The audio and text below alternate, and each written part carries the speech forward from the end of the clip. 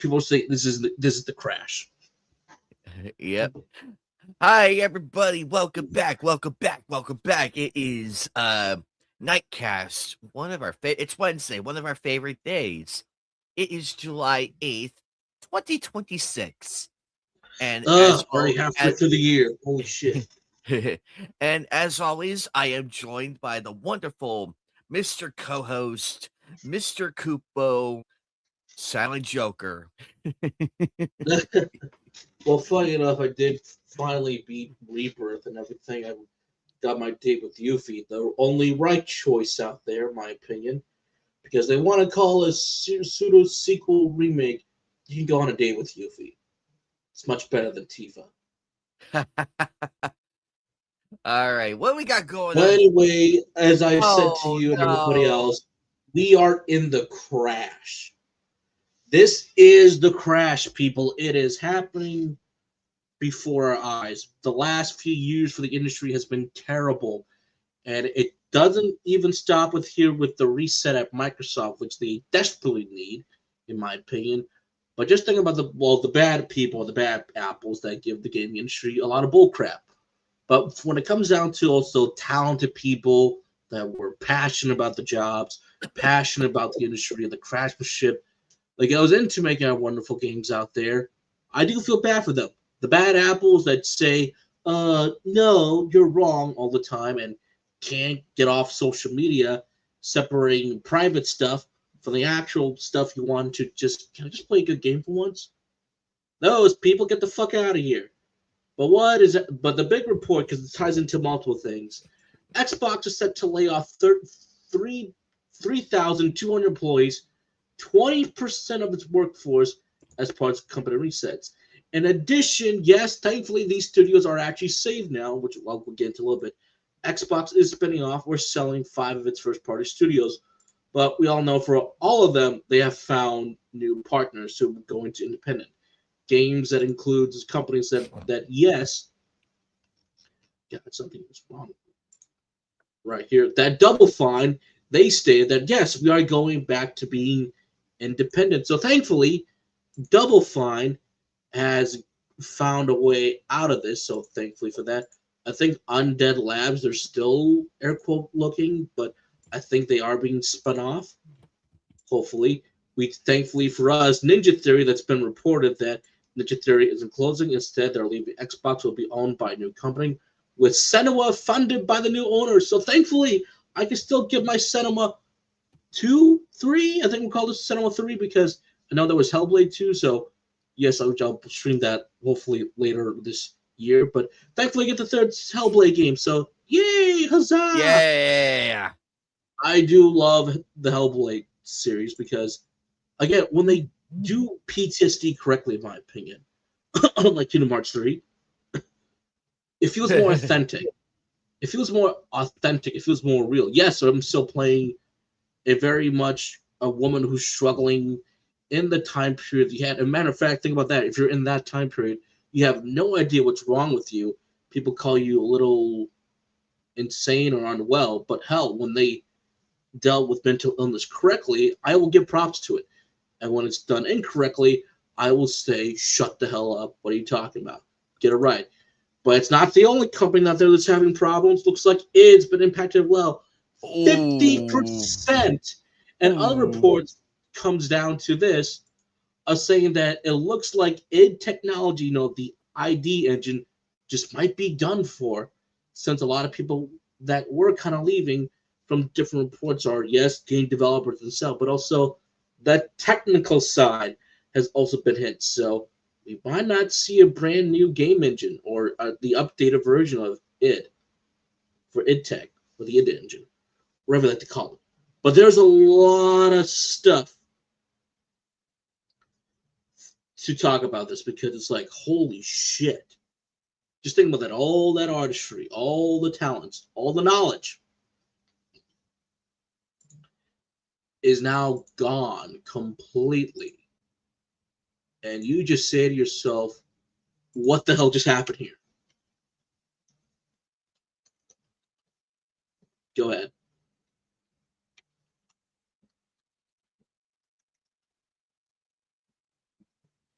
Yeah, this is and keep in mind, ladies and gentlemen, this is a continuing trend.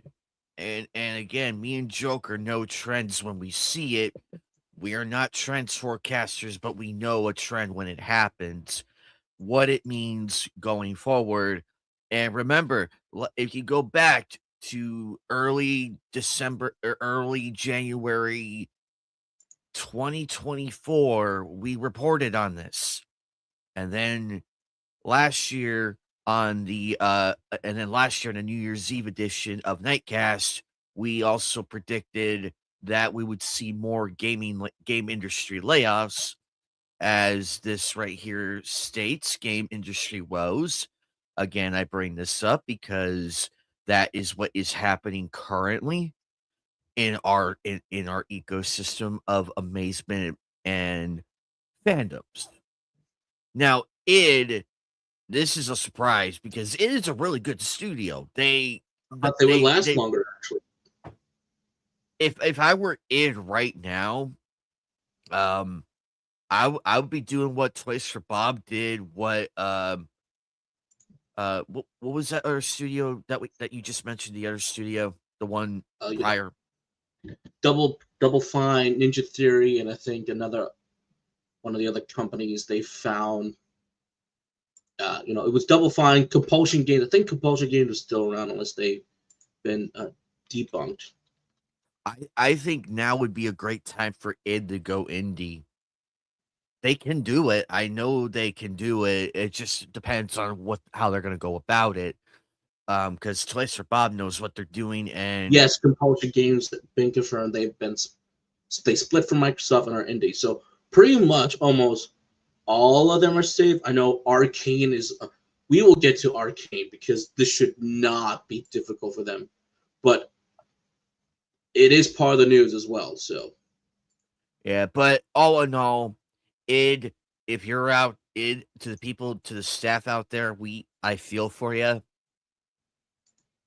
I would go indie. Founder of id as well, John Romeo, got his little statement over here as well, because when he heard the news, it's like, what's going on?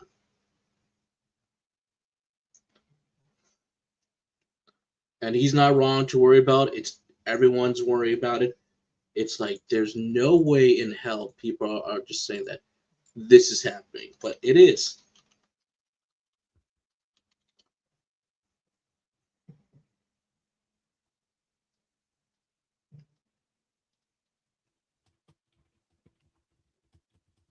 But at the same time, he's a little bit more hopeful because on his post that he found out that Andrew Holtz, I'm heartbroken about the Microsoft layoffs that have hit id Software. The children's incredible, and it wouldn't have been possible to detail. If you need some incredible talent, folks, on your team, I have linked who I can so far below. So I'll give that a little boost right up there. So take a look at that. Andrew just went to town for this. It's like, here's who available. It's like, that is a big list, but we don't have time to go for that. But I'm glad John was like, if you're hiring, Andrew has put together a list of id people now on the market. So see, there's still hope out there for this industry. It's not that hard to do, people. But also at the same time, this is a boss that cares. Those two being the boss. But you know, at the same time, hey, Trollmonger, hey, Sailor Outlaw. Sony wants you to forget about their going all digital future and thinking that Microsoft is going to. No. They have been community noted after community noted on every single one of their posts. Just some interns doing their job. It's like, okay, just do your job. It's all going to blow. It's not blowing over. Oh, this post was removed, but even this, yes, they're trying to sell you digital, but also at the same time trying to cut back a full year of online subscriptions. So the protest is working, but people fight back as well. But what's the irony of this as well? Microsoft just said, you're going to be independent. What did Sony do? Everybody, you're shut down. Look at the irony of that. Sony shut down our big argument. It was Blue Point Games, and us going, "What the fuck did you just do? You shut down Blue Point Games for no reason because they weren't making a game." And you also come out and be like, "Yeah, we're spending too much time making these big AAA blockbuster games." I'm like, hello, go through your catalog right now and give some of the smaller games some a chance to breathe. Blue Point, like I said, could have made us an excellent Jack and Daxter remake. Sly Cooper, not you, Knack. Twisted Metal, Killzone, work with Guerrilla Games, so get that darn end game engine to work for the first Killzone game out there, and then do a proper port of 2 through 3. So for Killzone, or Resistance, anything. But instead, it's like, well, they're not making any games out there. They try to pitch Bloodborne, and they try to give us a Ghost of Tsushima spinoff, but that didn't work out, so we had to shut them down. Motherfuckers, you could have just said, go back to being independent. Or all these times wasted on live service games. That is the irony right now with Microsoft.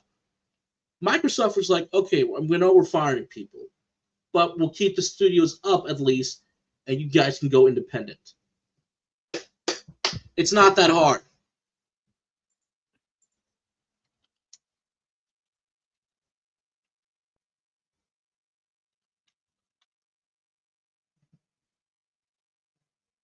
Yeah, this is not good. And also, I heard reports that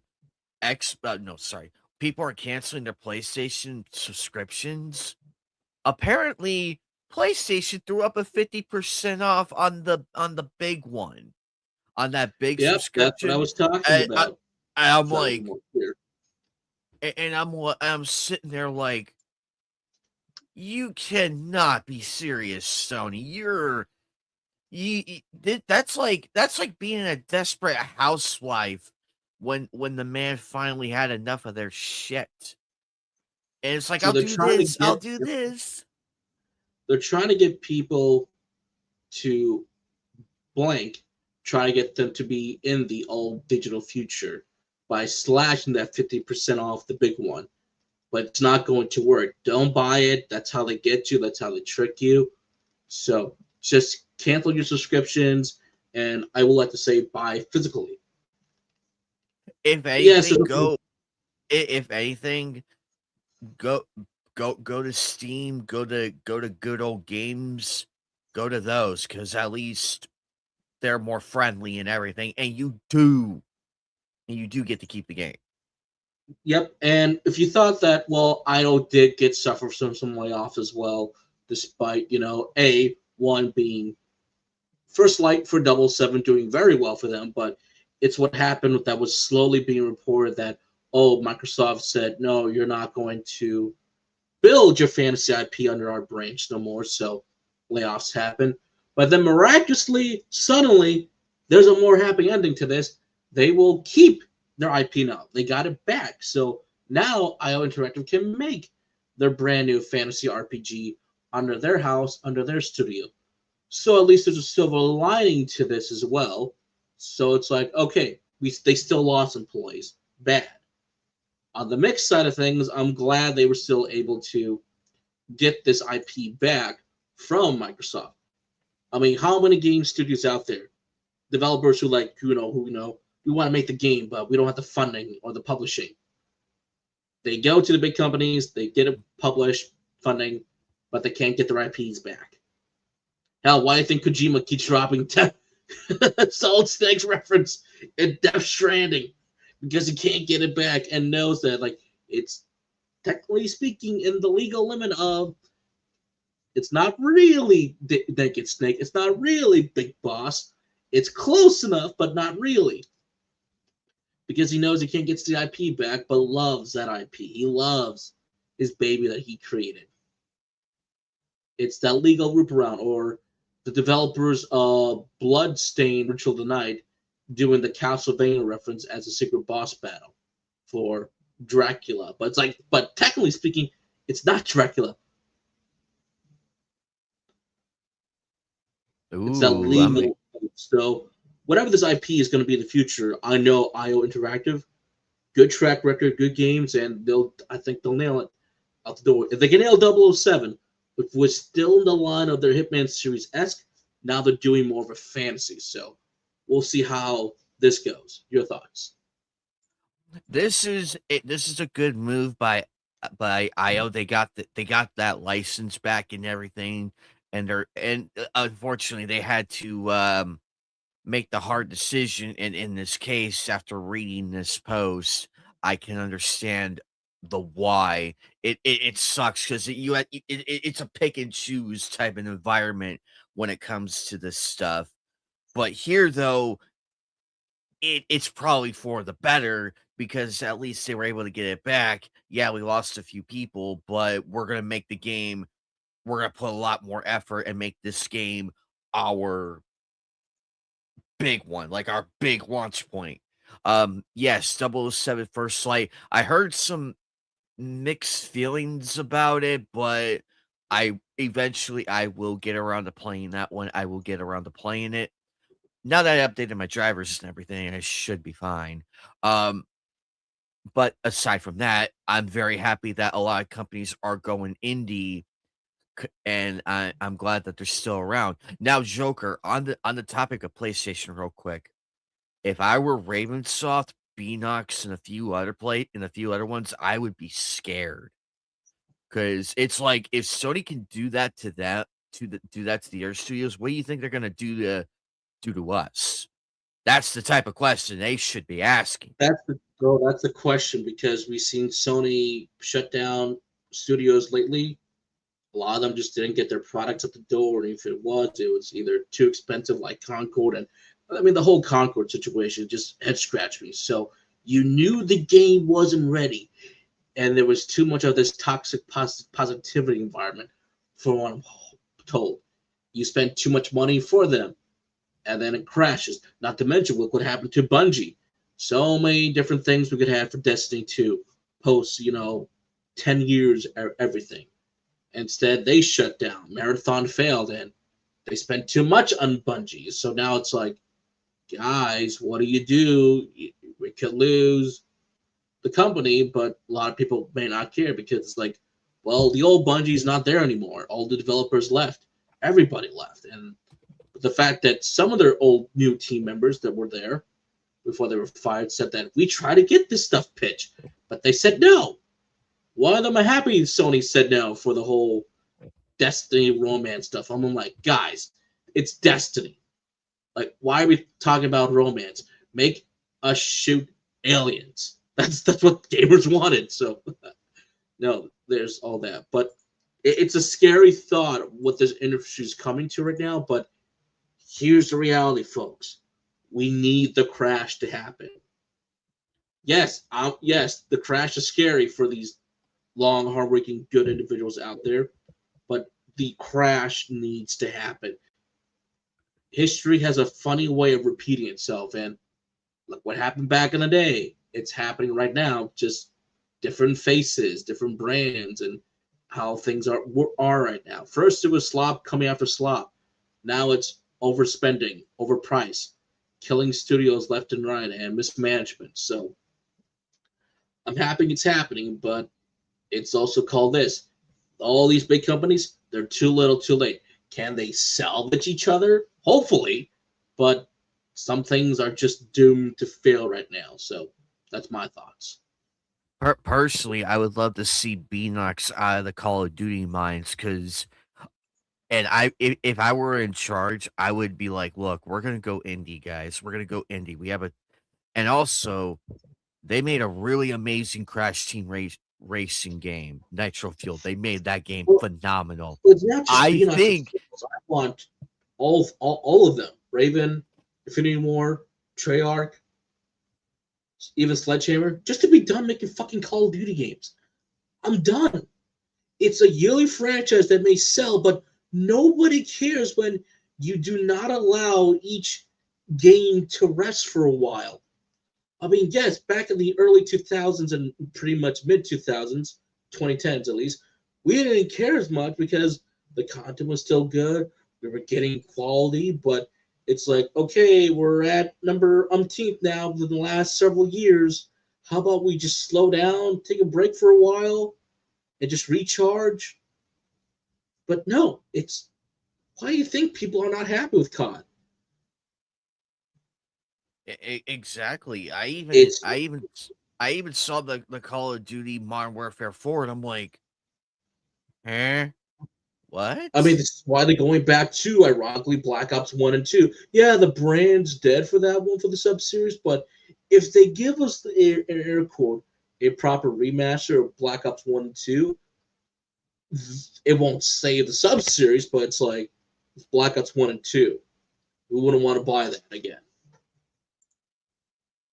I would But it's just for not the I would just do it for the nostalgia fun. That's it. more for nostalgic fun.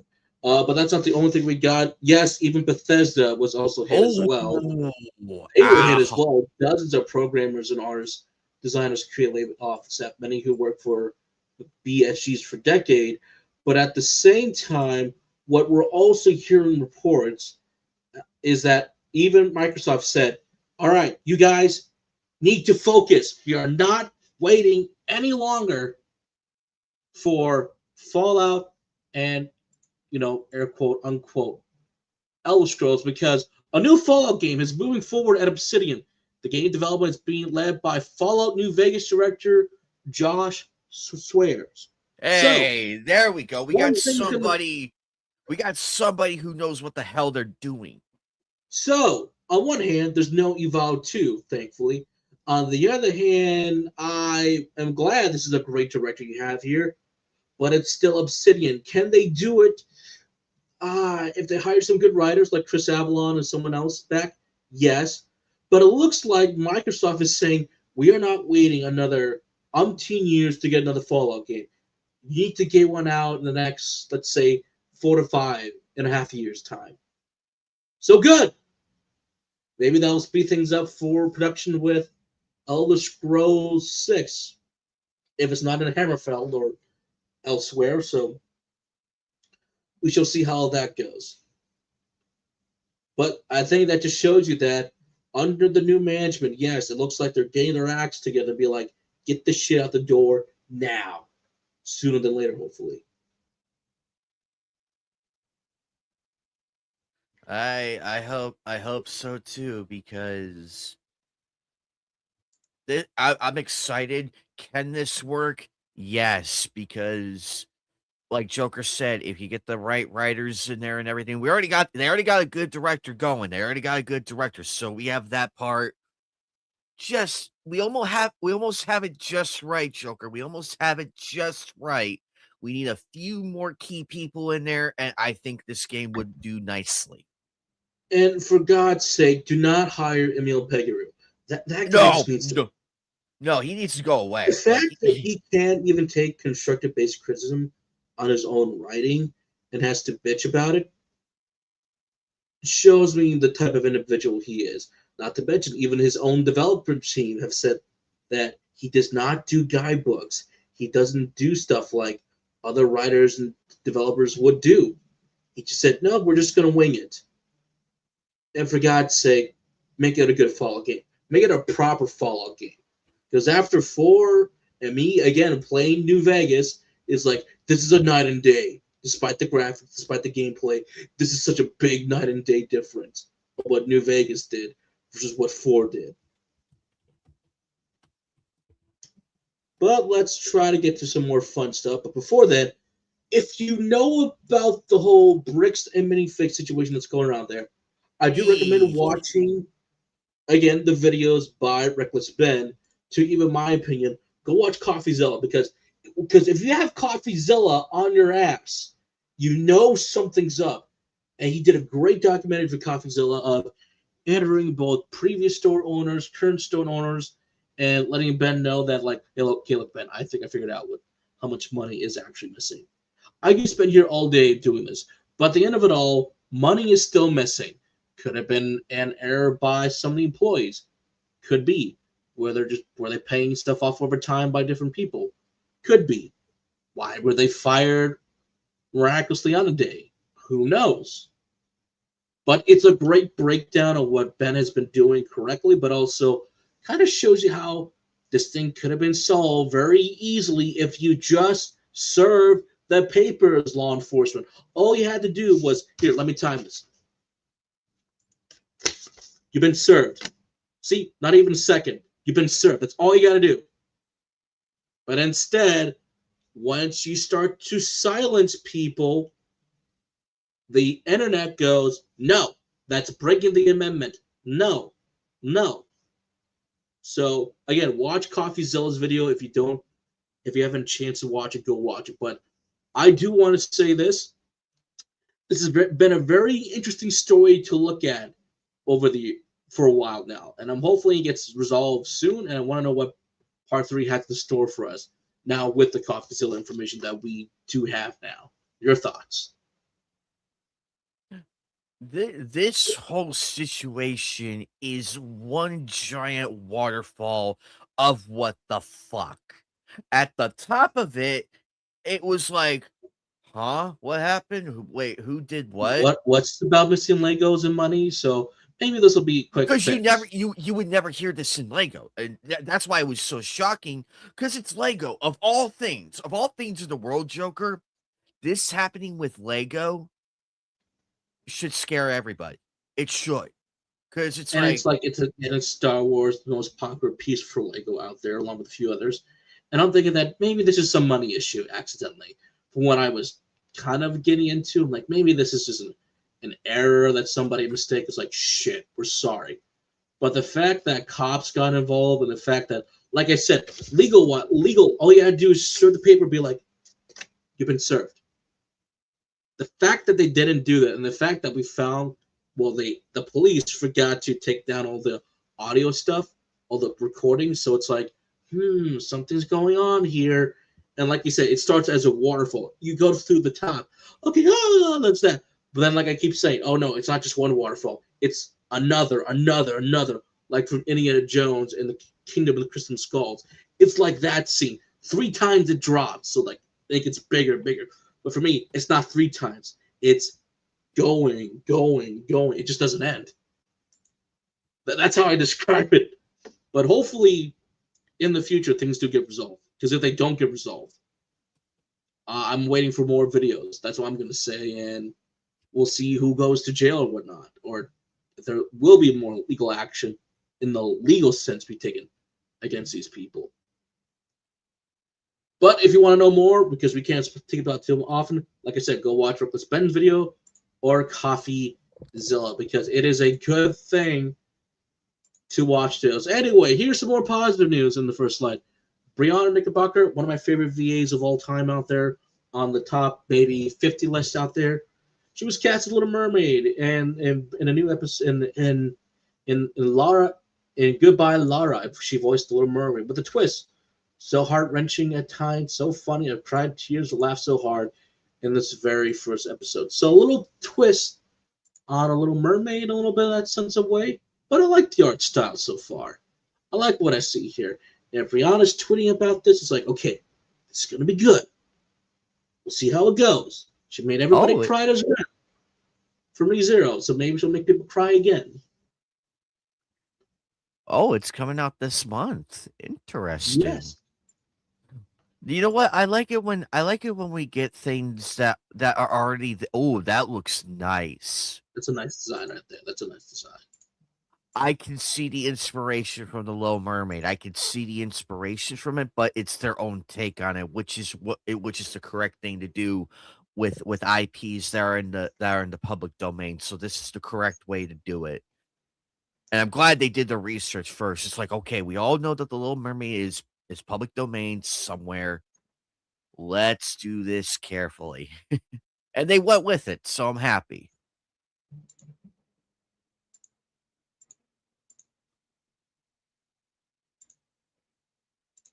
Yep. So I'm happy. So check it out. Get going. So one of my favorite movies of all time in anime form that anime not has yet to seen, but now he'll get a chance to own a 4K collector's edition. It's called Angel Egg, and it'll be out this September 22nd in North America. One of my favorite movies of all time. Yes, there's still dialogue, but this is what we call artistry on display, directed by the original Ghost in the Shell director. This is an amazing movie. I'm not going to spoil it for you, but if you like more thought-provoking stuff, minimal dialogue. I mean, there's still dialogue regardless, but like kind of like in that minimal sense, you're kind of looking at all the beautiful scenery and the symbolism, the thematics that happens in here. You have a great time with this movie. It's amazing. So I'm excited for this one. So, woohoo! I think we will get to the Anime Expo stuff later, but because it was Anime Expo, we got a lot of anime news. A ton. So we'll try to speed run this quickly as possible and try to go through as many as possible. But your thoughts on Angel Egg getting a proper re-release 4K edition for September 22nd? It's a W. It's a W for physical release. Buy it. Get it. Buy it, guys. It's yours Buy it. forever. Support You will it. keep it. Exactly. And guess what? You can watch it at any time. You don't need to stream it. And by all means, you don't need to pirate it because it's already going to be there. But hey, if buying isn't owning, pirating isn't stealing. So, but hey, there's a proper release now, so go for it. But this looks really cool. Yes, I've been meaning to watch this. It's just with everything. It's just with everything going on. I'm so mad. I used to be on top of this shit, but now it's like. But I'm glad it's. He's one that I have already seen, and I'm just laughing, going giggity. Please tell me you sent Jinro at least. You have seen at least Jinro, one of the Jinros. There's 2 live actions and an anime adaptation.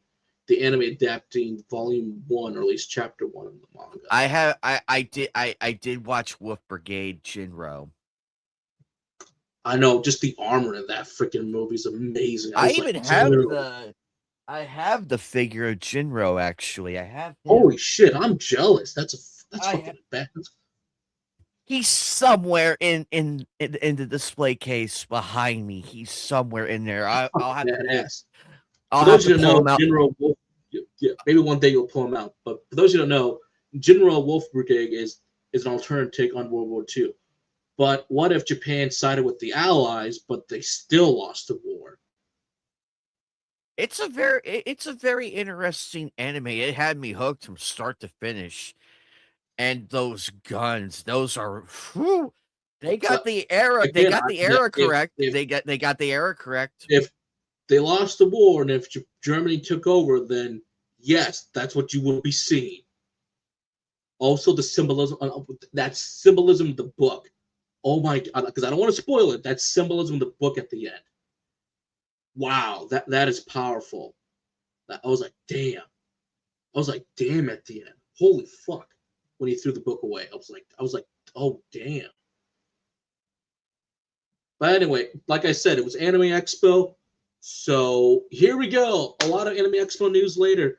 Cloverworks and Darling Frank's director, Atoshi Yoshigari Sensei, has a brand new original. And look at that. I'm going to say this a lot through the stream. An original anime film, Grotesque, visual novel reveal. 3 original anime films as a single theatrical release, streaming for a collaboration between and Cloverworks. So, like three originals, and there is a road show coming on November 6th. So who knows if we'll get this in the West or not? But the fact that it's brand new, original, go for it. Yes, I do have some criticism with his directing a little bit with Darling the Franxx. I think it was fine for a while until I hit episode 15. I'm like, okay, that's when I thought the season was going to end. But then it kept going and going. I was like, oh, okay. But he is, like we said, keep trying something new, even if it takes you a while. Yes, we've talked about this on the channel beforehand with Phoenix Press about, different anime directors coming out saying that there's nothing new anymore coming to our industry. It's just adaptations. We need to get new stuff back. Well, here it is, folks. You got something new. Please support it. Please. And yeah, sometimes you gotta take a big gamble. Be like, I'm gonna try it. So I got something new here. Hopefully it's good because I like what I see from the poster. Actually, I'm like, ooh, I have no idea what Grotesque will be about, but that's an interesting title, Grotesque. Is going to be another mecha or something again, or is it going to be something brand new entirely? So who knows? Something like even what she has right here, she's got like the panda mask covering the face or whatnot. But okay, Ooh, I like or this could this. be an ally. Like I see her, she's more cutesy and stuff. I'm like, okay. And then you got this girl down over here. I'm like, ooh, what's up with you with the flowers? So who I knows that what this that movie's about? I Go ahead. think the top one would be more of like the slice of life version of the top one. The middle one, I could safely say like schoolgirl samurai X type thing genre, basically. The bottom one, you can actually make that into like a mafia style, like Bakano and everything. You can make that work. Okay. But we will see. But we will see. But those are some ideas out there. Those are some Who ideas that knows? you But I can do like a do. good mystery. Like when Lazarus was first announced, I was like, okay, what's this about? Something action heavy, Shinichiro Watanabe, Chad Stahelski of John Wick fame. I was going like, holy shit! I'm like, is this gonna be something like that's parkour, thievery, something? Oh no, let's go for it. And then they announced the actual trailer synopsis, and it's like, okay, a drug that can like cure you from anything. Oh sweet, no wonder why people party. But then it's like, oh yeah, about the drug y'all took, yeah, you'll have an expiration date. So come find me for the cure. Hey, that's different. Sure, I think Lazarus is more of a mixed reception, but I like the concept. The action was always top notch. Two legends, Watanabe Sensei and Chad Sensei, teaming up for this. Sign me the fuck up. Yeah, it was a blast, and I do wish the writing was a little better, and maybe the season was a little bit longer. But hey, they tried something. They took a gamble that we'll probably never ever get again. But that was a fun part of it. It was something of a collaboration of both the West and the East. That's why it stuck out to me. Exactly that.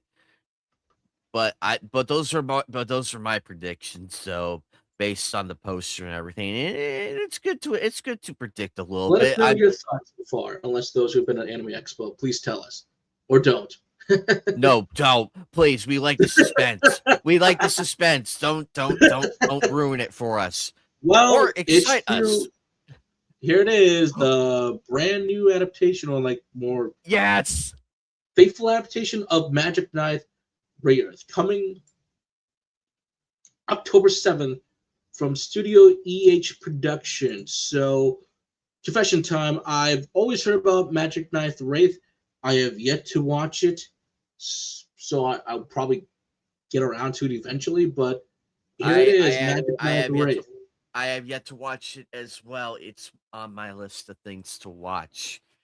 It's there. It's just me and Joker trying to get there. Some of it's a little daunting for some of the older seasons or older anime that might have a lot more material to adapt, so they do a lot of stuff right away. And it's like, how many episodes? Like, holy shit. Compared to the new stuff, which is like 12 episodes or 24 per season, depending, light novels and manga variation depending. Like for example, if you read Goblin Slayer, they adapt volumes 1 through 2 almost perfectly.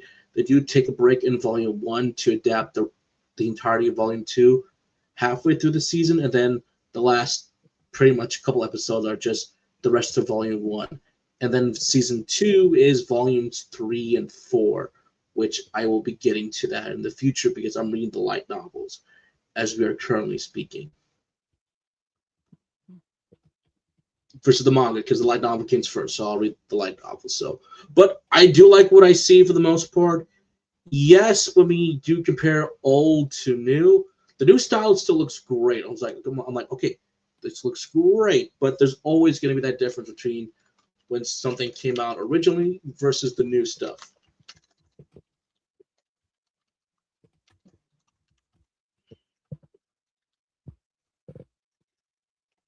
Ooh, this Because looks I can kind of really, go over really. here just a little bit so you can kind of see a little bit of what the old style used to look like. I mean, this still looks great, actually. I mean, I love this. I love this old art style. Oh God, please bring it back one of these years, please. But they probably can or can't because of the technology and probably training some people. But old school Magic Knight the Wraith still look kind of awesome. Also, what the hell is that? They got a mech. The show's got a mech.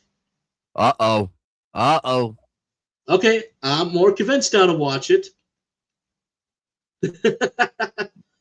But I do like how they look in It's and it's a good thing Matt isn't here right now. Otherwise, he would probably explode with glee all over the panel. it's Studio Clamp. Clamp is really good with their artists and creators over there. So yes, it's what the Are group they name is still called. around? I Are they think still Clamp around? might still be around. I think they still are. But I could be wrong. But I do like what I see. If you haven't watched either original or new, you can pick both and find your favorite. So good luck. Even just by some of the comparison, like they're still keeping their classic design in here. So it's not fully updated the new art style. They're still keeping what works, which for a lot of people is what's going to count you for that. Like kind of take me right now as I'm still trying to watch all of Cat's Eye versus the original. Yes, I like the new art style by Lynn that they have over there. But there's something about seeing that 70s, 80s art style in a bar where I go, oh my God, bring me back to that art style, please. Versus what the new bar looks like, where I go, ah, ah. Yeah. Sometimes I get a little sad sometimes when I see what the old bar used to look like. Also announced at the time of Anime Expo, looks like Bleach is getting a new mobile game. Eee. But it just depends on the mobile game. Some of them can be good, others are bad, but we shall see. And Bleach does have a couple games, or maybe like one or two for mobile that I'm like, I'm not gonna bother with them too much, but it's like, hey, let's see how it goes. Stuff seems to be matching like the manga art style correctly, especially with them finishing the Thousand Bloody Year War arc, so that's up for grabs. So it's not a big loss for me, but if you're a Bleach fan, check it out. But if you don't want to spend too much time on mobile, you can give it a pass. But this will be around for a while and then probably shut down after several years. That's my guess. So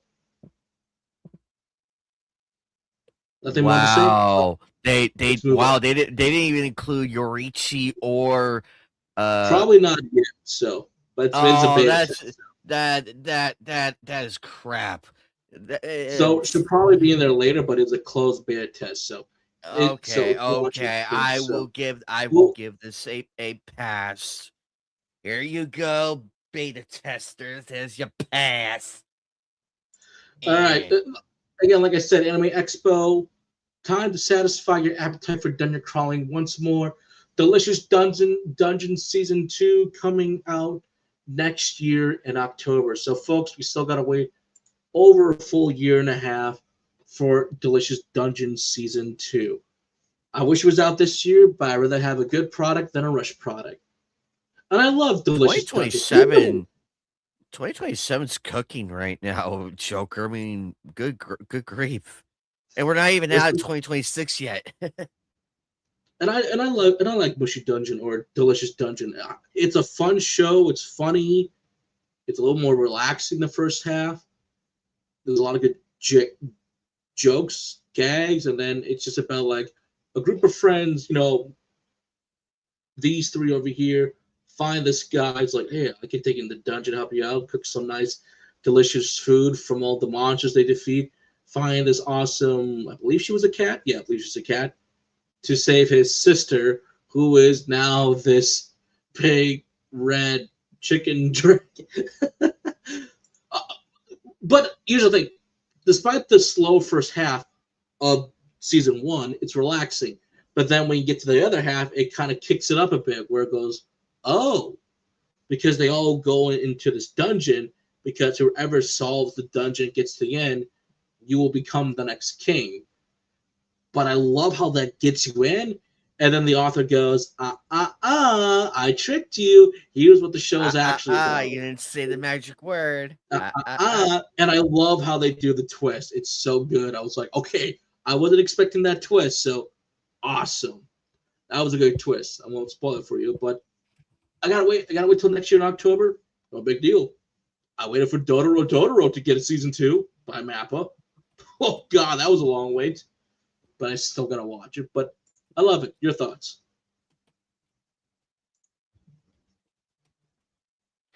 This looks like a fun anime. I heard really good things about it.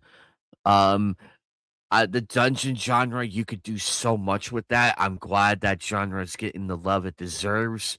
Um, even though it's still on Netflix, but at least Netflix is giving this another season, so that's a good thing. That's what we want for some of these things. We want it to continue.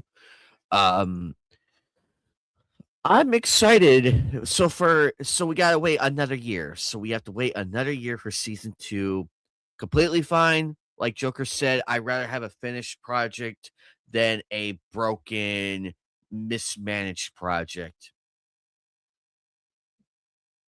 Exactly. So, as feelings deepen beyond French, the next chapter begins. The Rampant of Ice season 2 will premiere exclusively yet again on Netflix this October. I've watched one episode so far, and I like what I see so far with this show. Ever thought being that no one understands you, you're too alone, can't speak up.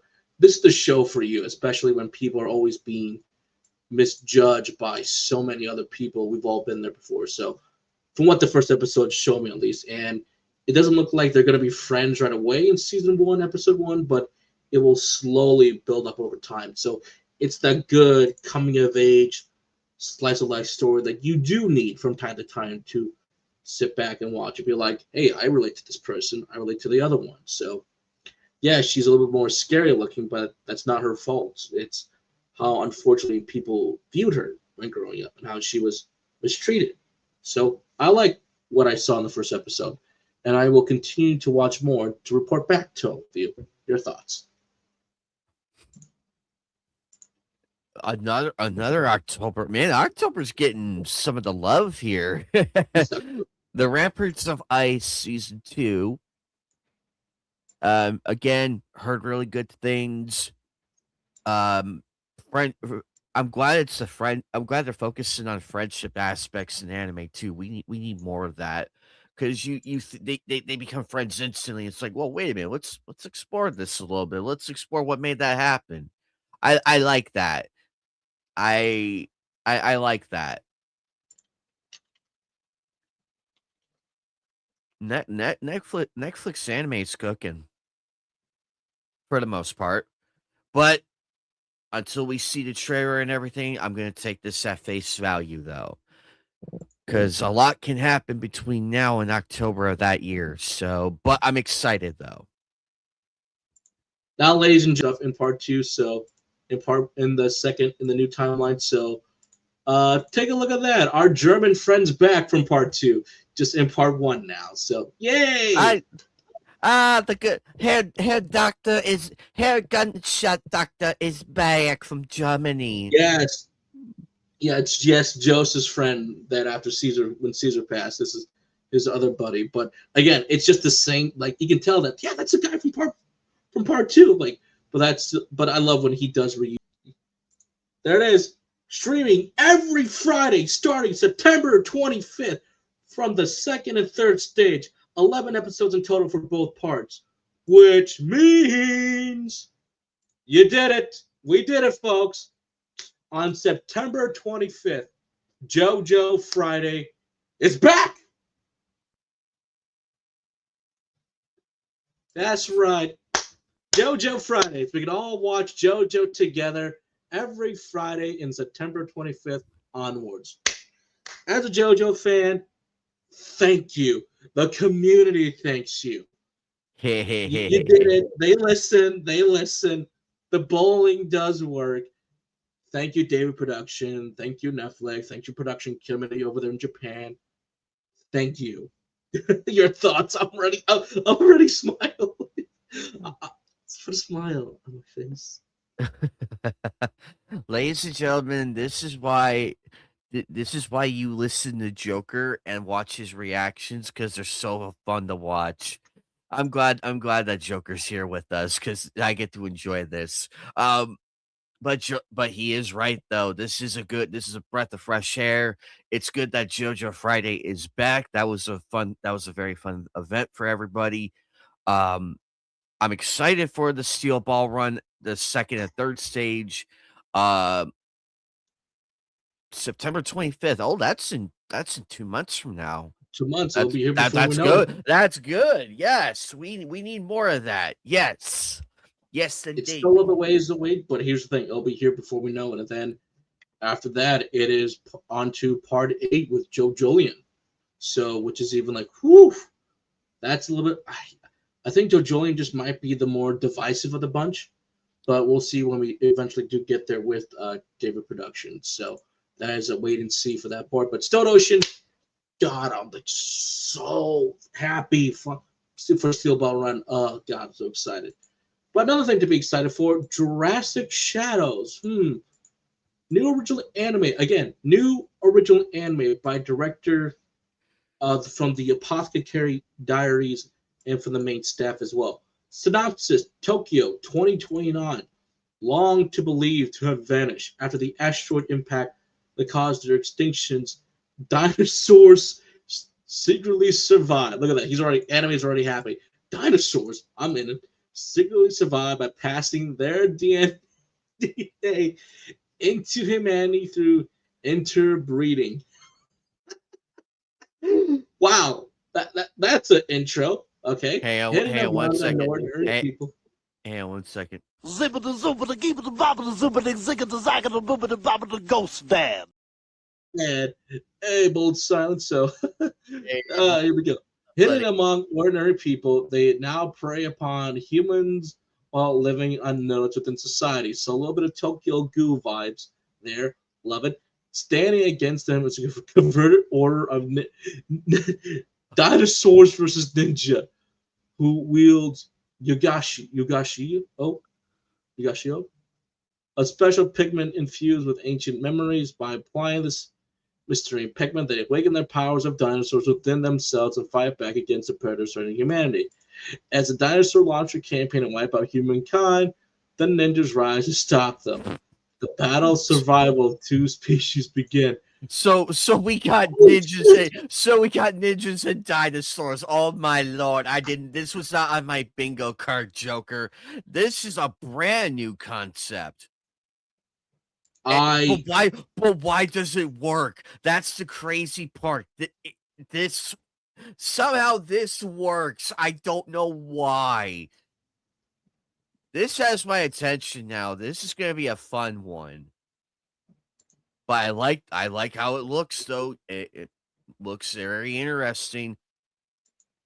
And I like how the dinosaurs look too. Man, about time we got some proper dinosaurs, unlike that one in Black Cat, but still I digress.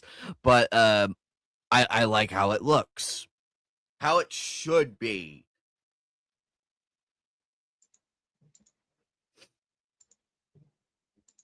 I love the concept. It feels definitely very mishmashed of a lot of things, but it also could very much well work if they play the cards correctly. I mean, dinosaurs and ninja. You sold me right then and there. It's dinosaurs versus ninjas, but at the same time, I felt very disappointed in the anime adaptation of Sword Guy. I mean, how could you make demon possession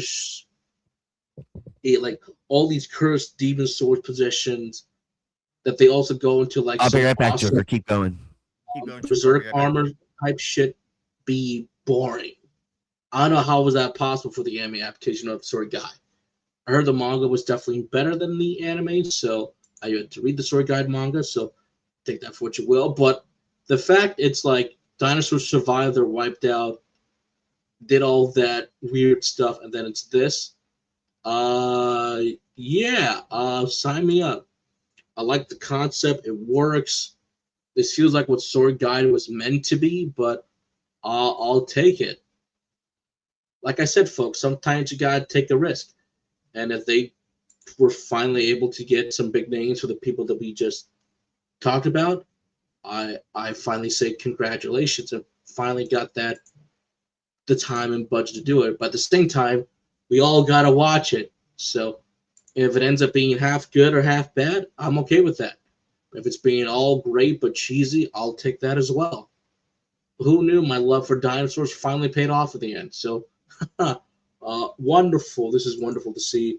Hopefully it lives up to my expectations. So no release date quite yet. So since it was all just recently announced, since it's been at Anime Expo as well. So wonderful for that at the same time. Star Wars Vision presents The Ninth Jedi, coming to both Hulu and Disney Plus on August 5th.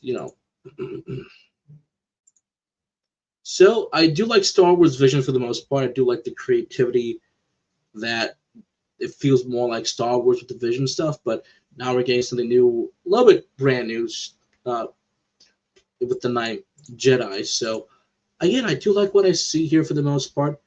I think Vision's like probably the best stuff we've been getting for Star Wars after Mandalorian Grogu after season 2. There's like as our friend Phoenix would say, there's no season 3, there's no movie. So I like what I see here. It's done a good job so far of capturing stuff. And I do like the fact with Visions you have like all the different directors, studios with their different art styles or take on Star Wars. So it does make sense to do something go even a little bit more big than that, than what the anthology show's been doing. So this will be quite interesting to see. And if not, that's fine, More power to people for not watching it. But also if you're gonna watch it, go right ahead. Like I said, I think it's coming on August 5th. So just right around at the end of this month, actually. So that'll be wonderful to see. So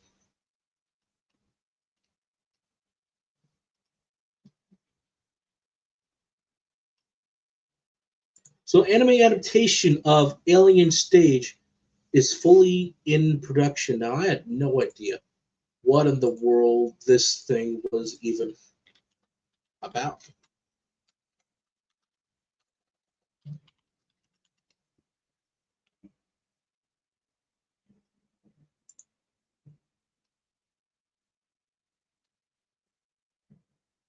Alien Stage, again, the link. The Hiding Surprise begins the viral sci-fi web animation about humans being abducted by aliens to compete in a deadly singing competition into a full TV format. So, okay, so that sounds interesting, actually. So, all right. Humans getting abducted by aliens again, but now it's like a full-blown stage. So, honestly, this is going to be a lot of survival that I can only imagine for those who do lose. It's going to be a lot more painful for them. So, not bad, actually. All right, he's still not back yet, but that's okay. What so far with some of the news, it's been good so far. But at the same time, I got some big ones. One of the bigs that was there at Anime Expo was Solo Leveling Beyond the System. This movie will be a direct continuation of season 2. It is co-produced by Aniplex, DAC Media, and Crunchyroll. So, holy crap. So, was I expecting this to continue? Absolutely. There's definitely the proof of concept trailer you can see here of them doing both, live action shots and getting their CG here for Solo Leveling, but it is the continuation after season 2. So, and they've said, because how Chainsaw Man was in theaters, just what the production team has said, they've made them the decision to be like, let's give Solo Leveling the big movie treatment. So that's impressive. This looks impressive. Now, where do they end off in season 2 for Solo Leveling? My friend said they got to the trolls. I'm way behind on Solo Leveling, so I can't answer that one. I actually do have a lot of the books, so I just got to catch up. I was on where he just did the whole fire one. So for the thing that was the fire dungeon he went, that was like with the vampires. I think it was. God, I need to go back and read that again. But I do like soul leveling. I like what I was reading and still reading. I'm still currently reading. I know just buying a lot of this stuff is expensive, so that's why I'm like holding off for some sales so I can get some more stuff later. Getting into this hobby is very expensive, so congratulations to Soul Leveling for getting a movie. So I can't wait to watch it on the big screen when it is ready. All right, it's coming out. So Gangsta Volume 9 cover illustrated revealed. The series resumed last week.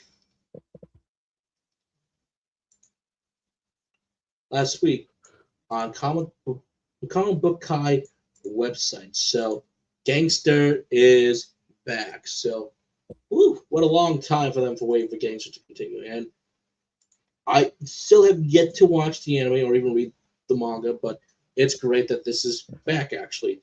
It's nice to see some shows or mangas that were on hiatus for such a long time finally coming back. Could be for personal reasons, health reasons, but hey, it's here, it's back now, so woohoo!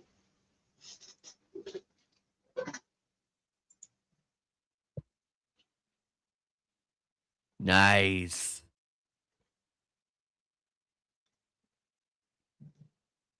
We're probably one of the biggest. Your thoughts before I get to the what I just accidentally spoiled.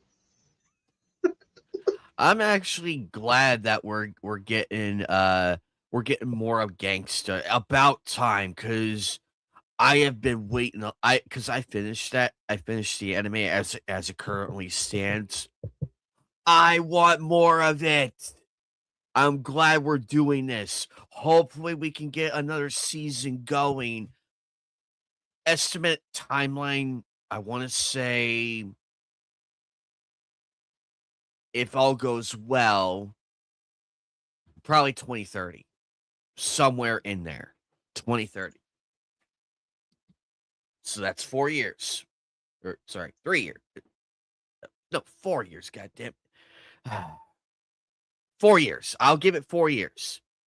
But yes, this is a step in the right direction, though. But I digress. Let's move on. All right, probably one of the biggest announcements. The guy she was interested in wasn't Guy at all. Well, look who's here. David Grohl, Foo Fighters, vocal and guitar, and Nirvana's drummer. Why is he here? Well, the highly anticipated anime, their intro, uses the song Breed by Nirvana. Nice. When I heard the guitar, I'm like, what is this? This is a great song. I was like, this is a great like intro for a song. And then I see the band opening Nirvana. I was like, what? And I was like, what? Somehow they got the license to Nirvana for Breed. And you can watch the interview that he did with Crunchyroll being interviewed by the actual mangaka actually. So that's why he was there at Anime Expo. That's why they all saw the video of him staying down with the mangaka. So have you heard that the guy was being, and some things he has said that a little bit, that over here is the sheet of like all the music they're going to be using in the anime, and he does say this is a great list, and he does speak a little bit on Kirk's behalf a little bit, but I do think if Kurt was around still, he actually might be into some of this stuff. I'm not gonna lie, I think Kurt would be into this if it is about like romance, but also he might be into like the stuff that is rock and roll that Nirvana was about. So what? So who knows? Who knows? If Kurt was still around, he might be into this. Hell, he might be giving his blessing to be like, go ahead, you can use it. So, so I do find that to be interesting to say that for a little bit.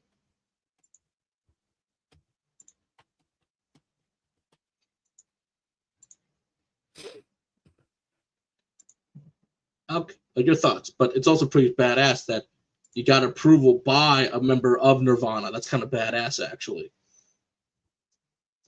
I'm glad that this is really good. I bet everybody at Anime Expo lost their shit. They're like, wait a minute.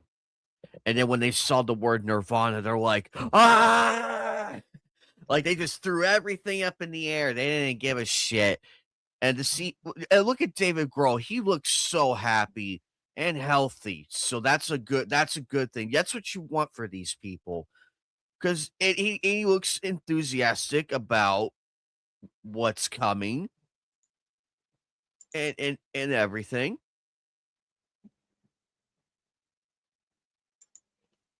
You know So if you want to what's watch the interview, go right ahead. But he is holding the manga, so I mean, who knew? Maybe Kurt would be into this, or maybe he not.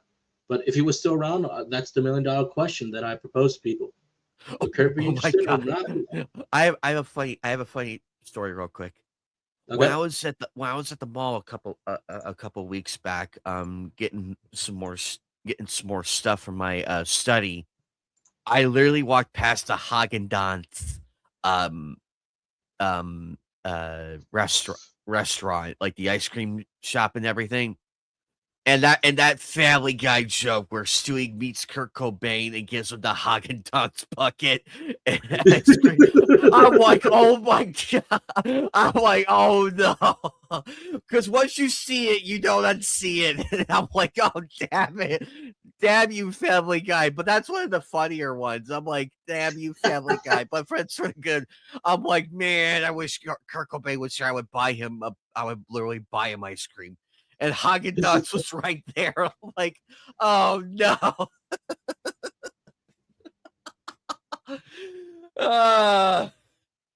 That's the beautiful thing about classic Family Guy.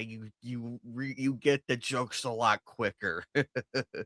But the joke aside, though, I'm glad we got something new and original music too, Joker. Original music. Licensed, yes, but They're also how doing long has it stuff been? that How maybe long? you haven't quite heard yet, or like I knew Nirvana has a lot of songs, but when I heard Burrito, I'm like, damn, this is a good song. And then I'm like, wait, it's Nirvana. This is from their album, like Nevermind from Music. I'm like, damn, someone has a good taste in music. And so, don't forget, he gave the praise. Dave gave the praise, saying that this is a great list. Some of them he says, I know that one, I know that one. He's like, don't know that one. So that's pretty badass. That's pretty awesome. So, so yes, this one I can never pronounce the fucking name to this, but this one right here by the Soul Eater's assistant, her manga is getting a season 2 officially in the works. No date yet, but the trailer was shown at Anime Expo, so not quite available yet to the public. But I found a funny one. No, I'm not bullshitting you. Here it is. The Claire Obscure director explained why Dead or Alive is peak. But that's not the only game he praised. He played the famous beach ball.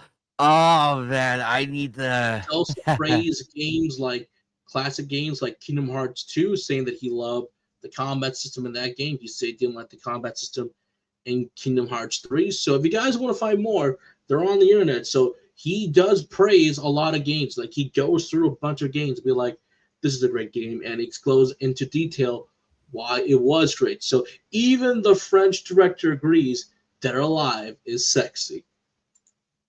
Thank you. So even he himself is a man of culture. Once again, there's a lot of stuff coming from Anime Expo. The Apothecary Diaries, the movie, is scheduled for December 11th of this year, for Japan at least. But it will feature an all-new original story by Natsu Hyuga. So I'm like, ooh. Okay. I like the poster. I like the poster. I've been watching a few episodes of here and there for this show, and I do like it. I love it. As I look at this poster, I half expect a leprechaun to pop out and go, top of the morning, lad. Oh, fuck, wrong place. That would be a great joke. But in all seriousness, so this looks really good. And this is how you do movie posters, ladies and gentlemen. Make it creative. Sell me the phone. Sell me the phone. Better yet, sell me this. So why? There we go. Well, I can tell you this right here, right now. One of the biggest shocks to me as a Ghost of Tsushima fan or Ghost of fan, by Sucker Punch, there's a Ghost of Tsushima Legends anime based off the more multiplayer portion of both of the single player games, but this is based off the Tsushima Legends, so Tsushima Legends anime. Director Takanobu Mizu, series composition meaning writer Gen Orabichi. Gen Orabichi, fame of Madoka Magica, and so many more out there. So they got Gen Orabichi on this shit. I was like, Gen Orabichi.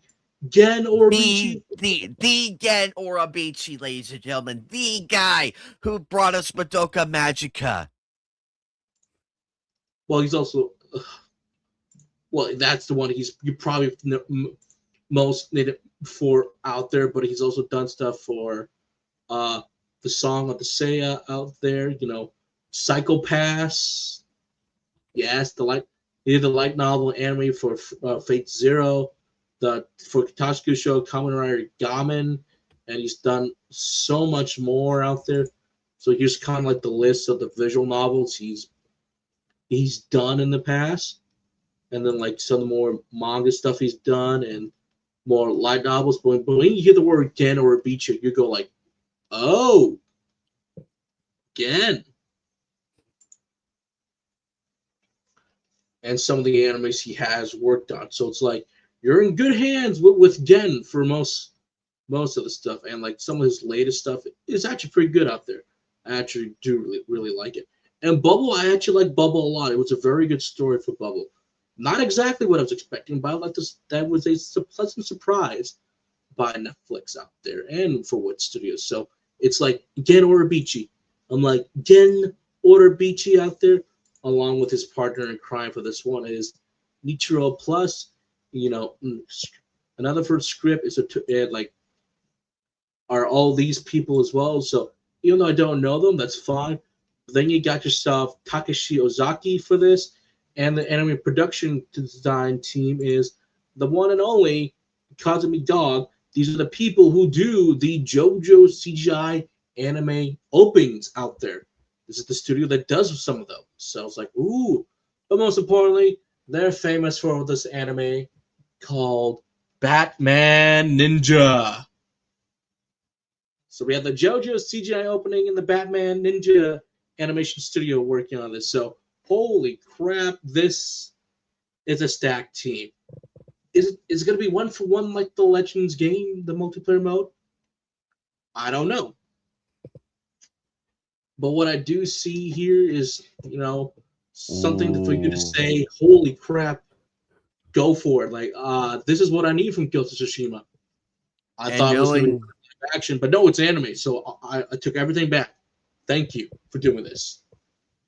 And knowing you, Joker, since you're the expert here in Ghost of Tsushima, you played it already. I have yet to.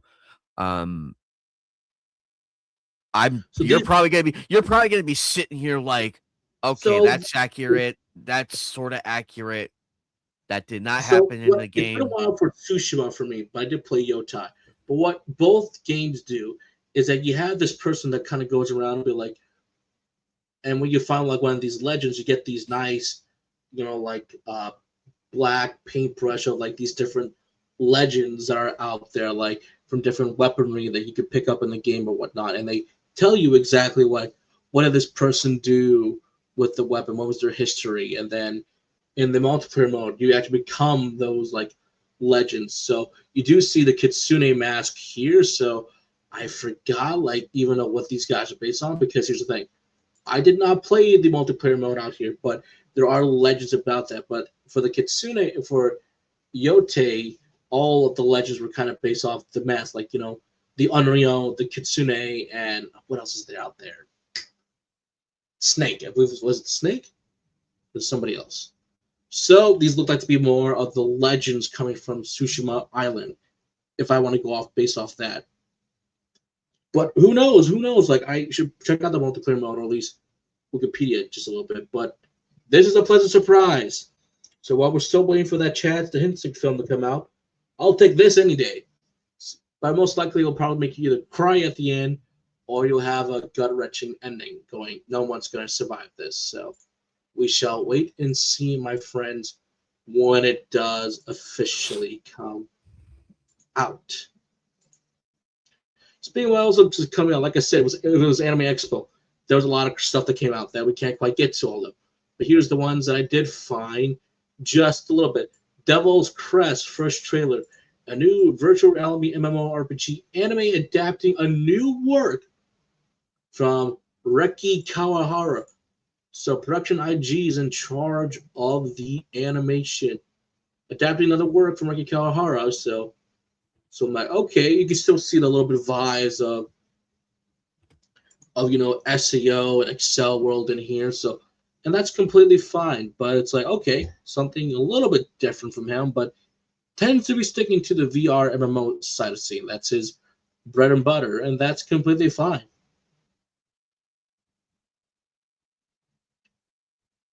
But also think it's been 14 years since SEO first appeared on the anime scene. Over 14 years. Oh, Jesus fucking Christ, I'm old. That came out like in 2012, right? For the anime side of things. The light novels was 2008. I remember when it first debuted. Holy crap.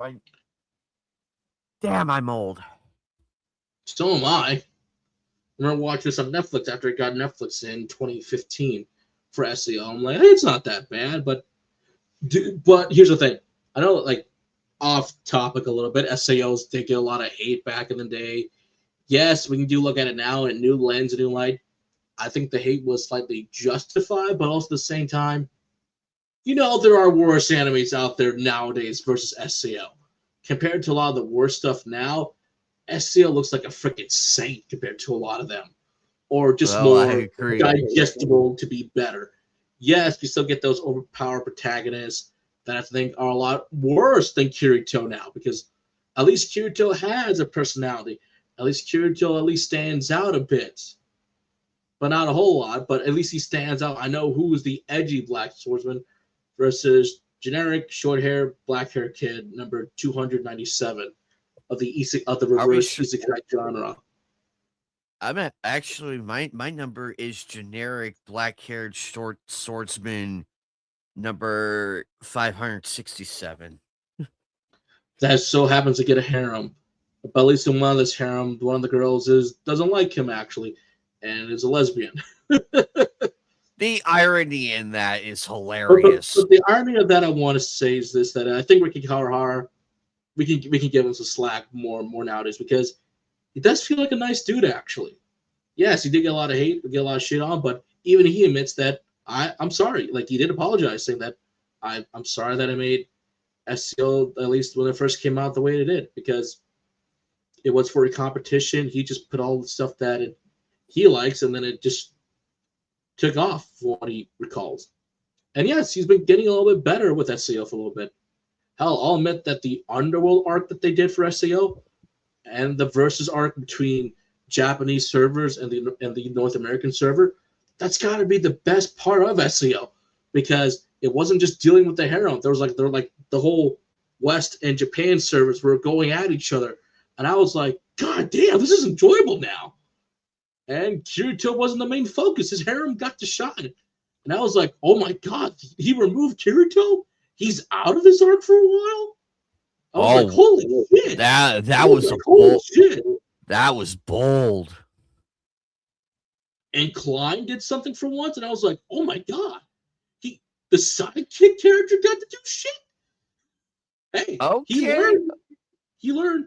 But even the season before that, when they did that third season, he did apologize to his cast members, saying that, look, I'm sorry I wrote this thing the way I did back in the day, and I'm sorry if I made you feel uncomfortable. And I'm like, damn. I was like, dude, respect. Dude, That is some respect right there. That is some respect. Apologizing to your staff and saying that I apologized to the voice actors that if I made you feel uncomfortable with that scene I wrote many years ago. I'm like, damn, respect. Respect.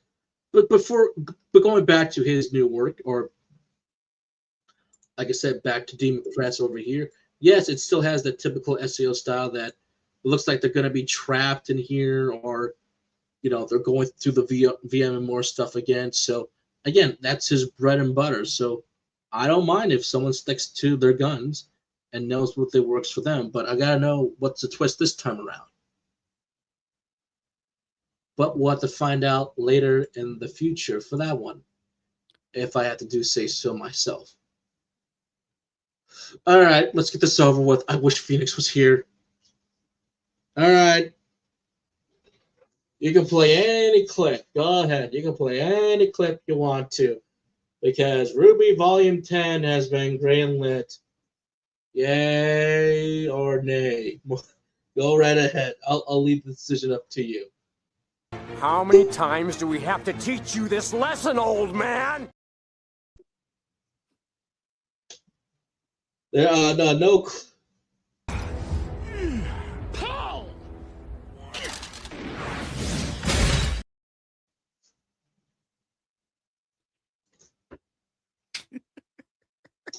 Go ahead. Where do we fucking begin with this?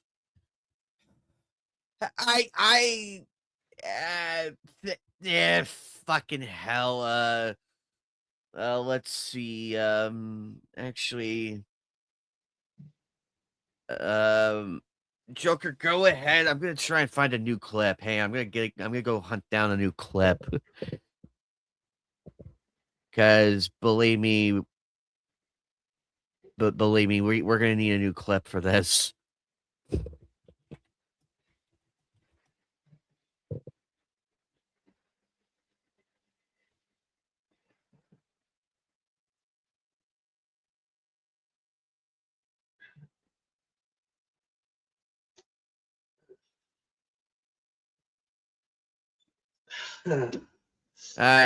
I'm just like, what are we doing? Like, what are we doing here? I'm glad I'm injured right now because I don't want to drink alcohol. For those who don't know, I got a little bit of back pain right now, but I feel like I'm about 75% there right now. So, but I can't drink yet because medication. So here's some water, YouTube. I got some water. So calm down, YouTube. Calm down. It's just water. Calm down. Calm your tits. On one hand, I think Viz is more inclined to just finish it up, get it out the door, and just kind of wrap things up, because I really don't think Ruby can last another volume after this, or maybe get up to volume 11 and let that be it, because Salem's coming. Who cares?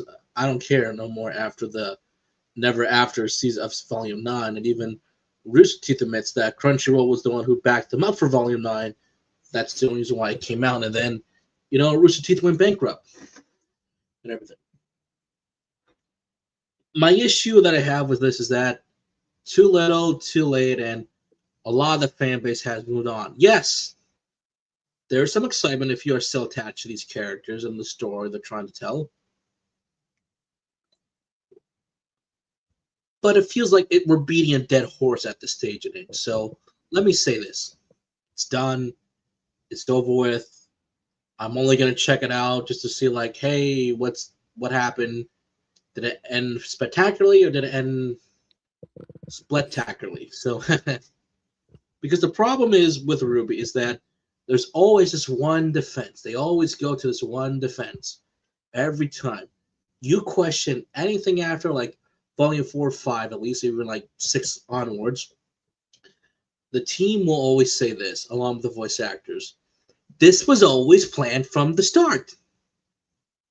Are we sure about that? Are we sure everything was planned from the start? Yeah, there's this writing technique called planting the seed. So you can plant something in volume 1 and 2, and then it comes back later in 4, 5, 6, maybe even 3 later. But to say everything was planned out, this was all planned out. Was Salem planned out fully? So she's an immortal witch who I can't remember the backstory really.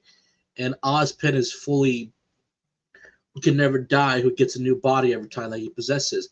I actually like that aspect for his semblance, that he can't actually die. He's cursed to live on forever and ever.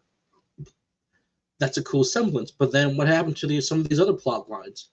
You know how in Volume 1, Yang's big character arc, or her big story that she wants to find her mom and wants to know why she left her father and Ruby all alone? Well, what happened to that storyline? Because you get in Volume 2, at the credit sequence of Volume 2 at the end of the last episode, where it's kind of like this dream or something.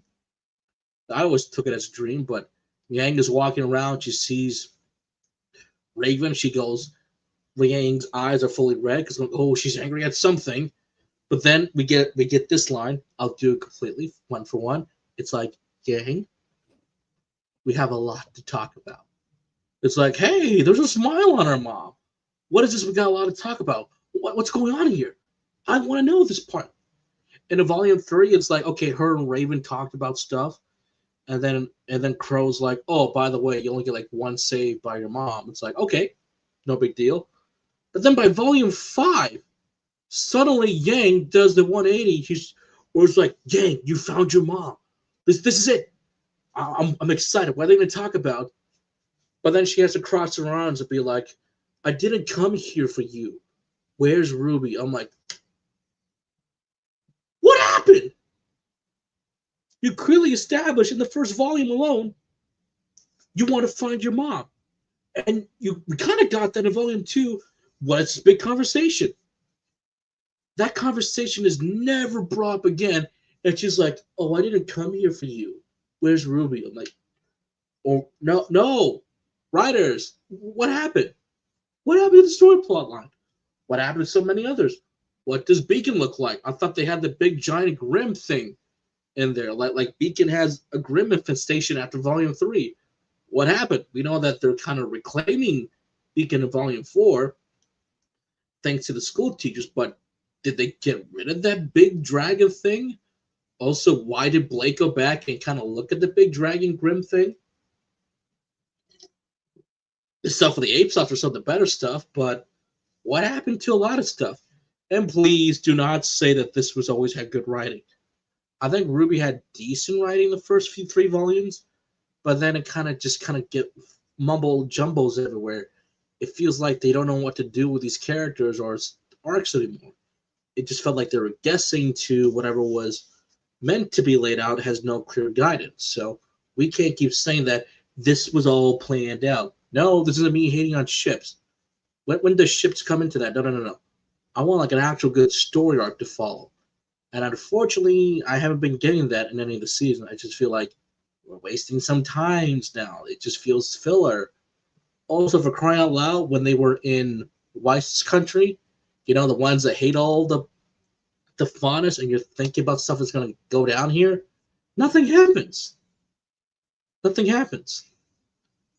Oh, and may I forget how they killed off Adam the most pathetic way possible? I'm like, guys, heroes aren't meant to kill people. Yet, somehow, at the end of this battle, when he lost his sword, which apparently is a source of his semblance as well, because his big thing is that he absorbs the power of the sword and then launches back at you. I'm like, oh, shit. Very cool anime style, mind you, but he lost the sword. All you gotta do was catch him. No. What did Blake and Yang do as hero? They just kill the bastard. I'm like, what? Okay, I'm done. Go right ahead.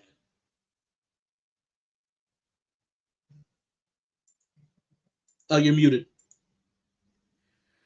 Oh boy. Those words. Is it possible to use them in a sentence together like that?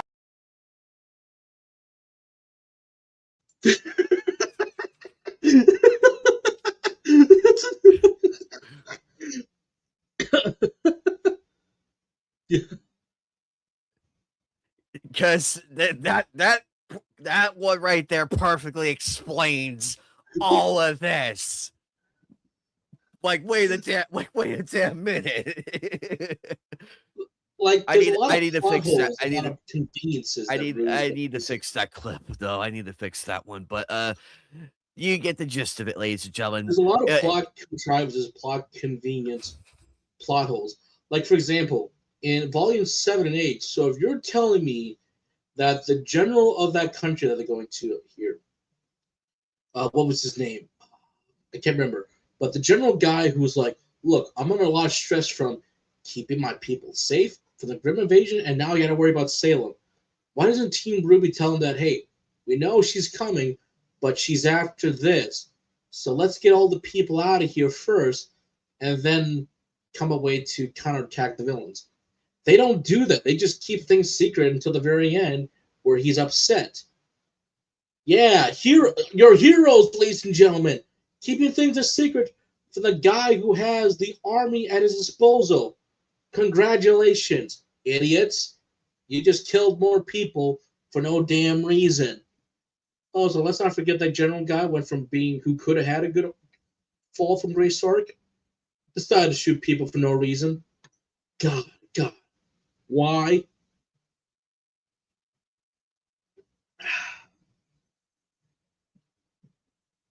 I've never seen writing this bad during my fan script years. No, even my fan script years were also just as bad, but even as I look back at them, I go, damn, I was an edgy kid back in the day. Oh, God. But, yeah, just a lot of plot hole, plot contrivances, along with the writers to say, we'll do this now.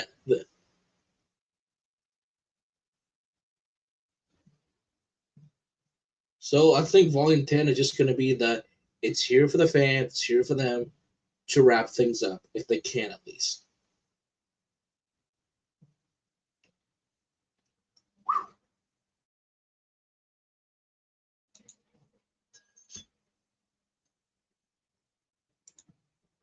Go ahead.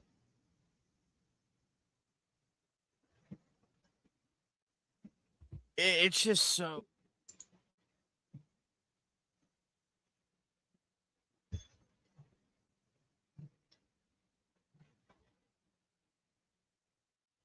Did you reach Mike? I thought. Oh, sorry. Yeah, I did. It was the mono one. I forgot to unmute. That was my bad. It's upsetting that Ruby just does not want to go away, Joker. It just does not want to go away. It's like, why are you here? We're in 2026. That drama was years ago. They will never We learn. did the fan campaign for, if you want it, greenlight it, hashtag greenlight Ruby Volume 10. They were brought up by Viz, so Viz was in charge of a lot of things now. In my opinion, it just feels like we're too many years too late. I think a lot of the fan base did move on. Yes, it's that mean of fan base online, the fan base that shows up to theaters or like to the actual show itself is less than what it actually is. Yes, here's the thing. I still love seeing cosplays of Rubies. Oh my god, some of these cosplays for these characters are absolutely amazing. I've seen people do the actual Crescent Rose that actually, slightly retracts, and I'm like, holy shit. I'm like, that's fucking amazing. Whenever I see an Adam cosplay, I just look at them and be like, give them the thumbs up. And I'm like, dude, you're still with the best part of Ruby when it was still good. And I love seeing fan art when it's done right. I'm like, I like it. But the problem with the show is this for me, for Ruby. They don't act as a team. And they literally make some of the other teams in some of your favorite Western shows through Japanese shows or other international entertainment shows. They make them look better by comparison. For example, here's the best example of this. In Volume 8, when both Blake and Ruby were at the Weiss's family house, they were attacked by a Grim. And suddenly, Blake and Ruby are fighting. But unfortunately, Ruby gets knocked out, and Blake has a reaction. But her voice acting in that scene was like, girl, emote. But then you realize something. Wait a second. They barely share it. Well, they do have screen time together, but that's how you emote for your captain? For crying out loud. Whenever one of the Soul Reapers in Bleach get knocked out or injured, you literally hear from Johnny Young Bosch. He shouts out the character's name and goes like, oh shit, shit's going down. But for here, it's like, can you emote better? And then I thought, well, wait a second. What if Yang was in there instead of Ruby? Then I would get a better reaction. Because her and Yang spend more time together, as in Blake and Yang. But with Ruby and Blake, it's like, do you guys know each other? After the school season was all done? Hell, I thought if it was Ruby and Rice that was doing it, then I would make more sense. Or do any combination. Can you say that any teammate actually cares for one another outside of the two lovebirds, which were Blake and Yang? I'm not wrong. Think about it.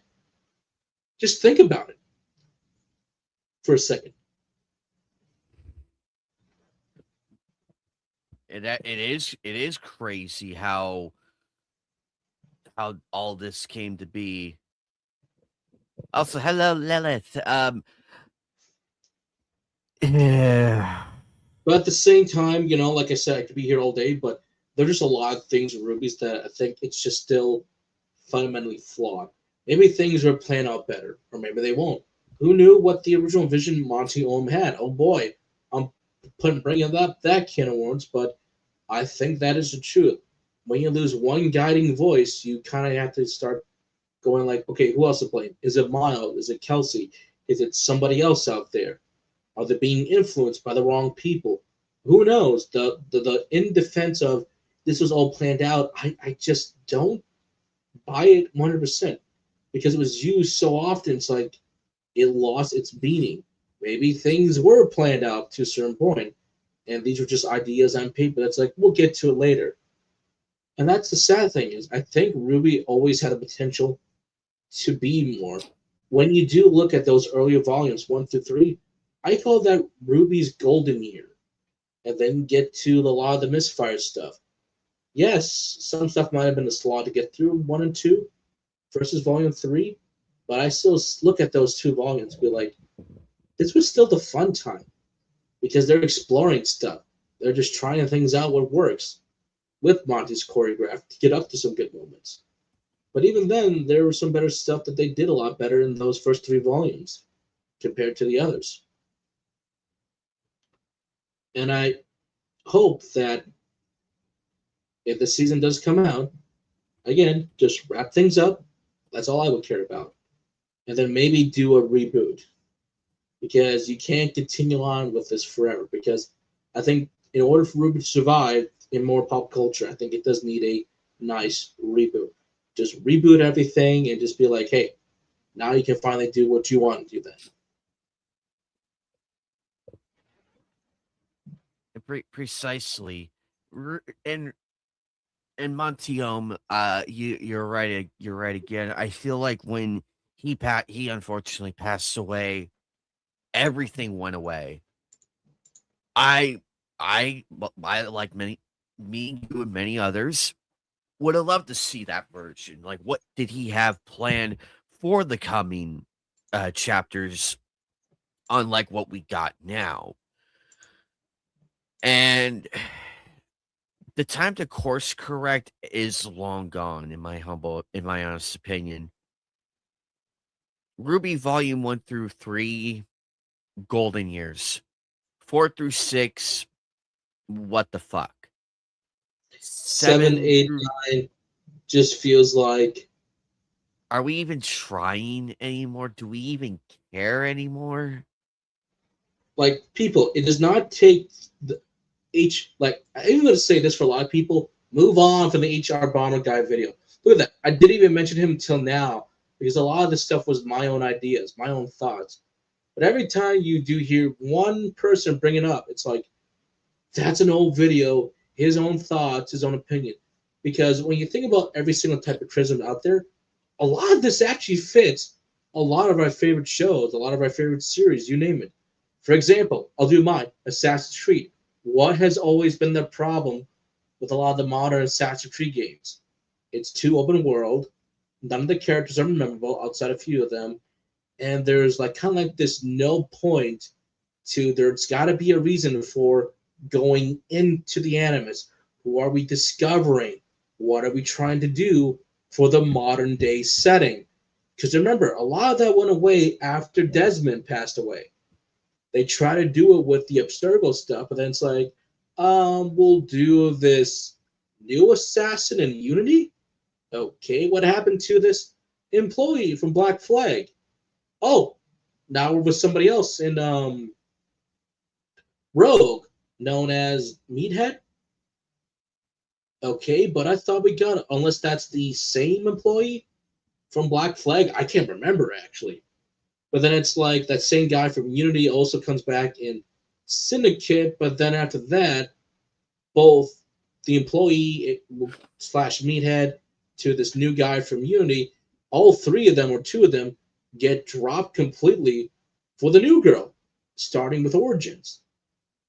And to be fair, I thought she was actually better, actually. I honestly thought she was better because she made more sense.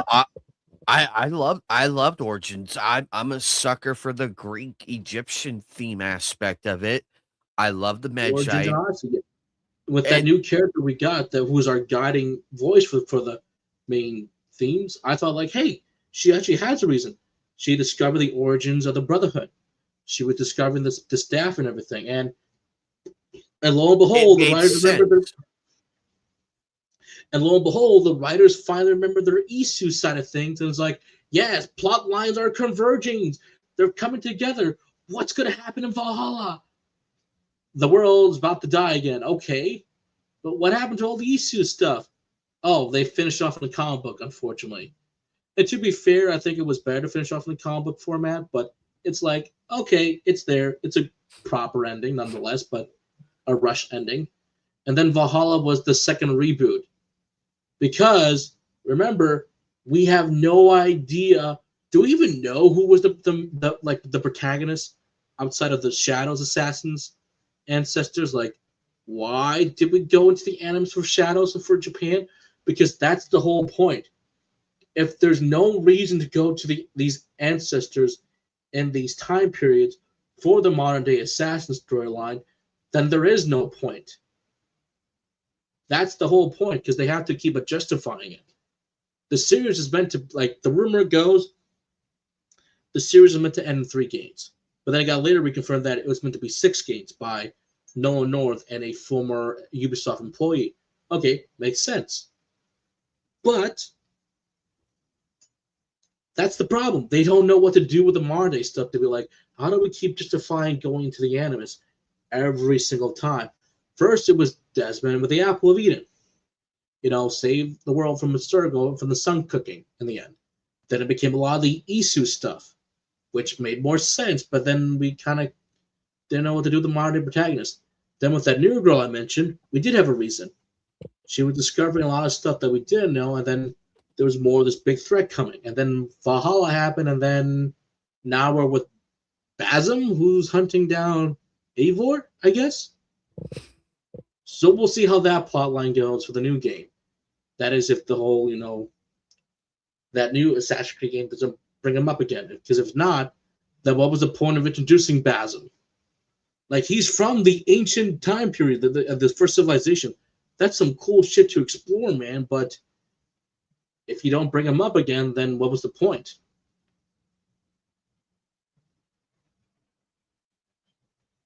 Exactly. I think, and I could go on for there.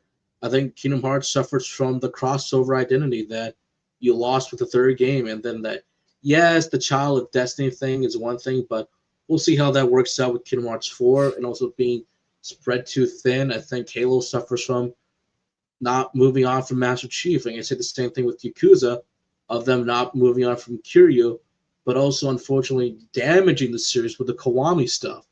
That no wonder why they're focusing on Stranger Than Heaven, because it feels like, well, we did everything with Ichiban, and then we have Kiryu have cancer, I still don't like that he has cancer, but at least they That justify was why he did. But I will give them credit for why they at least justify it. He was one of the first responders for the waste, so okay, that makes more sense. It okay. wasn't all the chewing, it wasn't all the drinks or tobacco you can see him do in the games. It was that he was one of the first responders, and that unfortunately, being one of the first responders, he developed it. I'm like, okay, makes sense. But what I didn't like was not having him with his children at the end. All you needed to do was have one scene with all of the orphans he took in before he gets the treatment. That's all I wanted, and you denied me that. That's why I was angry so much. You denied me that.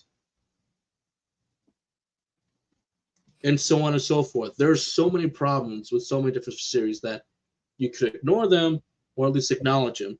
And that's why I think what happened with Ruby, that it was building up so much that it got ignored, and then the shitstorm happened.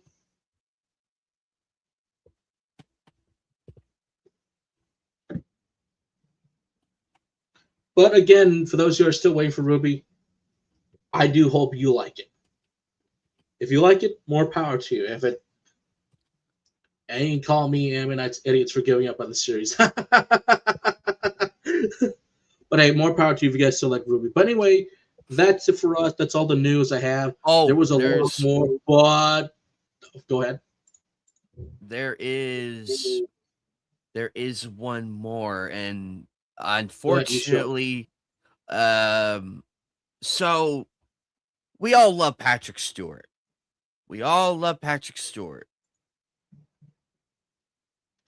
I wish this was a joke. Legendary actor Sir Patrick Stewart has reportedly completely retired from acting. Sir Patrick Stewart. I think that got a community note that he didn't quite say that yet. So. Oh, it did. Oh, he didn't say it. He didn't say it, so he still is acting. Actually.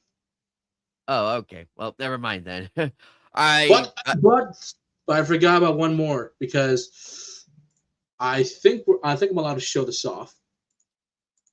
If I keep, like I said, it was Anime Expo, and unfortunately, look. So our big discussion right now is that you guys see all the footage, and I don't have to explain myself why this looks bad.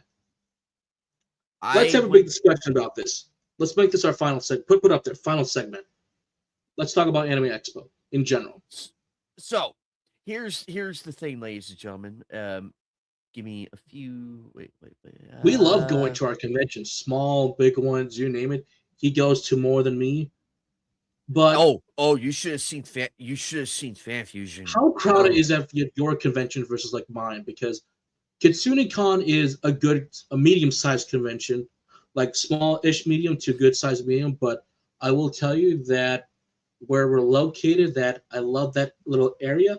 But I have God, I wish I could show the video better. But I do have a video that's recorded that is just kind of me walking kind of back and forth in two parts of the first day and second day. That yes, the way to get the registration is very tiny and crowded, but that's the one way in and one way out, outside of like a separate building over there that's connected that you can go through to hang out over there, to other stuff in the main hall of this hotel, to the lobby, because the convention center is literally connected to the hotel itself. So literally what to do if you're on the top floor, take the elevator down, and then just kind of don't go to the front of the desk, go to the back end, and you're at the convention. But that hallways feels so crowded, feels so cramped. So I'm hoping that they do move it in the future so everyone can be more spacious out there. Yeah, it's like, how packed is yours compared to some of mine?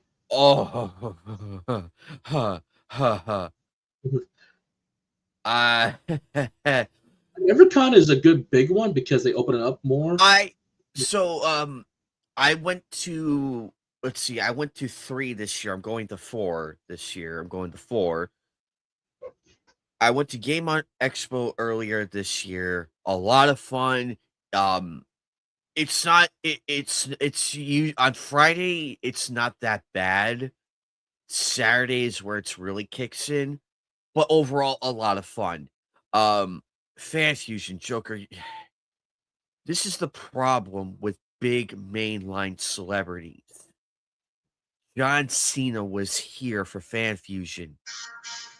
The 3-day pass I usually get sold out within a month. I was And you pissed. said John Cena, John the Cena, John. the John Cena, and everybody and their goddamn mother came. It was so packed. Like the line, because I was like looking at because I didn't go Friday. I only went for Saturday and Sunday because that's all I could afford at that point.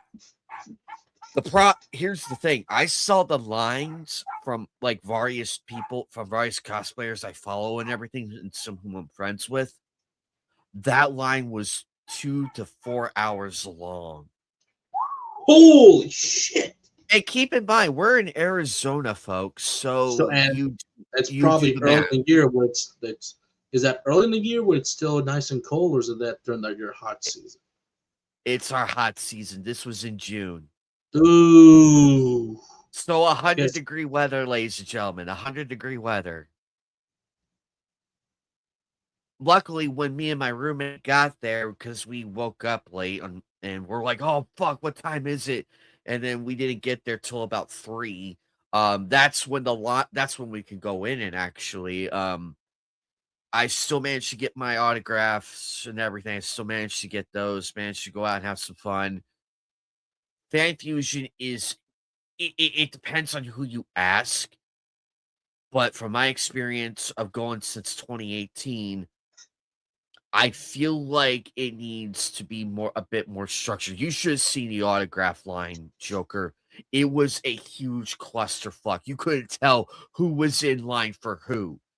Like there were some people that were in line for Danny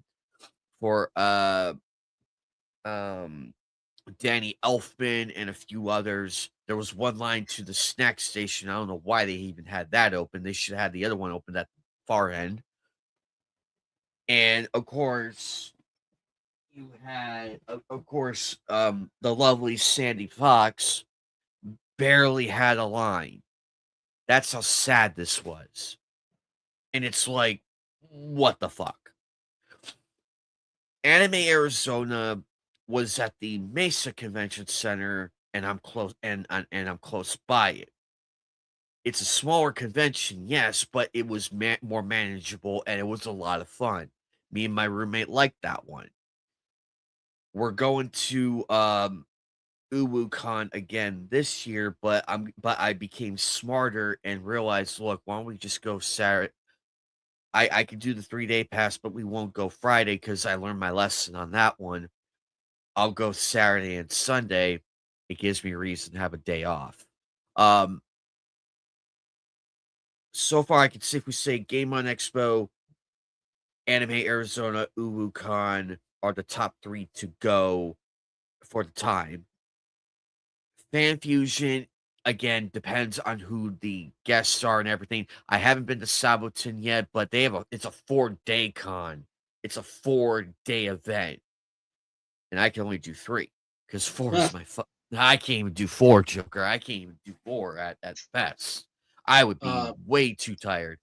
But to Anime Expo, people show up a day early just to get like pre-registration, and the hotel requires you a 2 minimum night stay. So it's at a very nice hotel too, indoor water park. Because despite this being the wintertime, they close everything outside. They still want people to do the rave and our waves in the pool area. So that's a lot of fun. But I'm also talking like size-wise. Like size-wise, Kitsune Con is a good medium-sized one.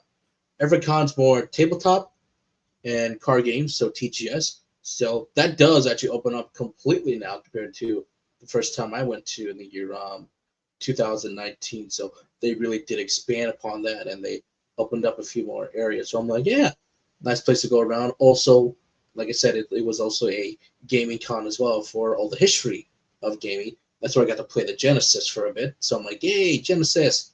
I haven't played this at all. So I was like, weird controls, but pretty cool. But Colossal Con is much more bigger. It's open. Like, again, I swear, I wish I could really show you guys some of the videos I did many years ago that I'm like, I just want to, because I just want to show you. But like, here's like me just walking, because Colossal Con is big. It's open, so space wise. Yes, you're in a hotel, and some of the hallways get narrow, but it's also where the rooms are, because you got to go past the room to the main lobby to get to the convention center.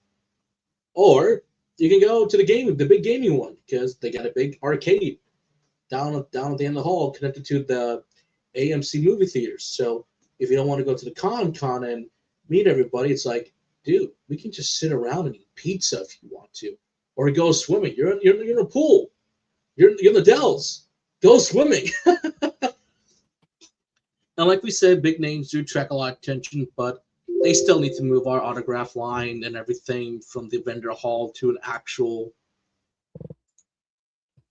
space out there so people can actually enjoy it instead of like waiting in line just to get your time slots in for tickets. But ours is more manageable. It's getting more better as the years go on, and it feels like, again, if you're asking me wise, it can get a little tight in those little hallways, but once you get to the convention center, it just opens out for you. You're like, oh God, yes. So there's room. But here's the thing. Ours is a big hotel room. And I think for less than 9K, maybe 10K, compared to Anime Expo overselling their tickets. So that's issue number one. Everybody knows this. And everybody needs to speak up and call them out. Stop overselling your freaking tickets. That is why, like, if I go back to the video, actually, I can post this up. Like, I think this was like day one. I think it was like day one. Yeah, 5 days ago. Just look how tiny, like, as I pull this up very quickly.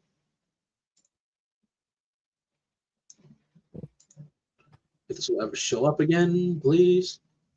I do the fact that they'll like you though because of the saxophones are playing. This right here is why the fire marshal is so pissed off.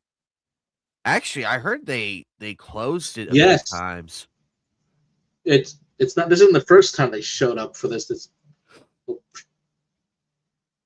Look, I'm all for attending cons and everything, but not at this rate.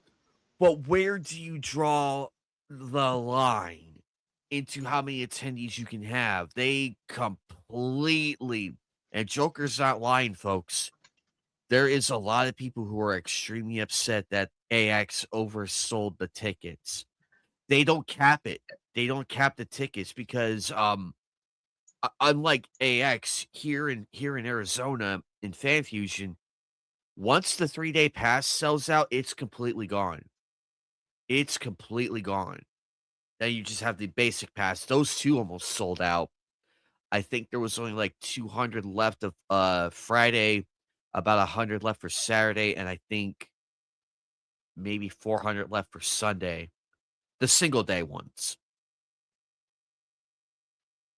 But the fact of the matter is, where it's worse for Artist Alley too.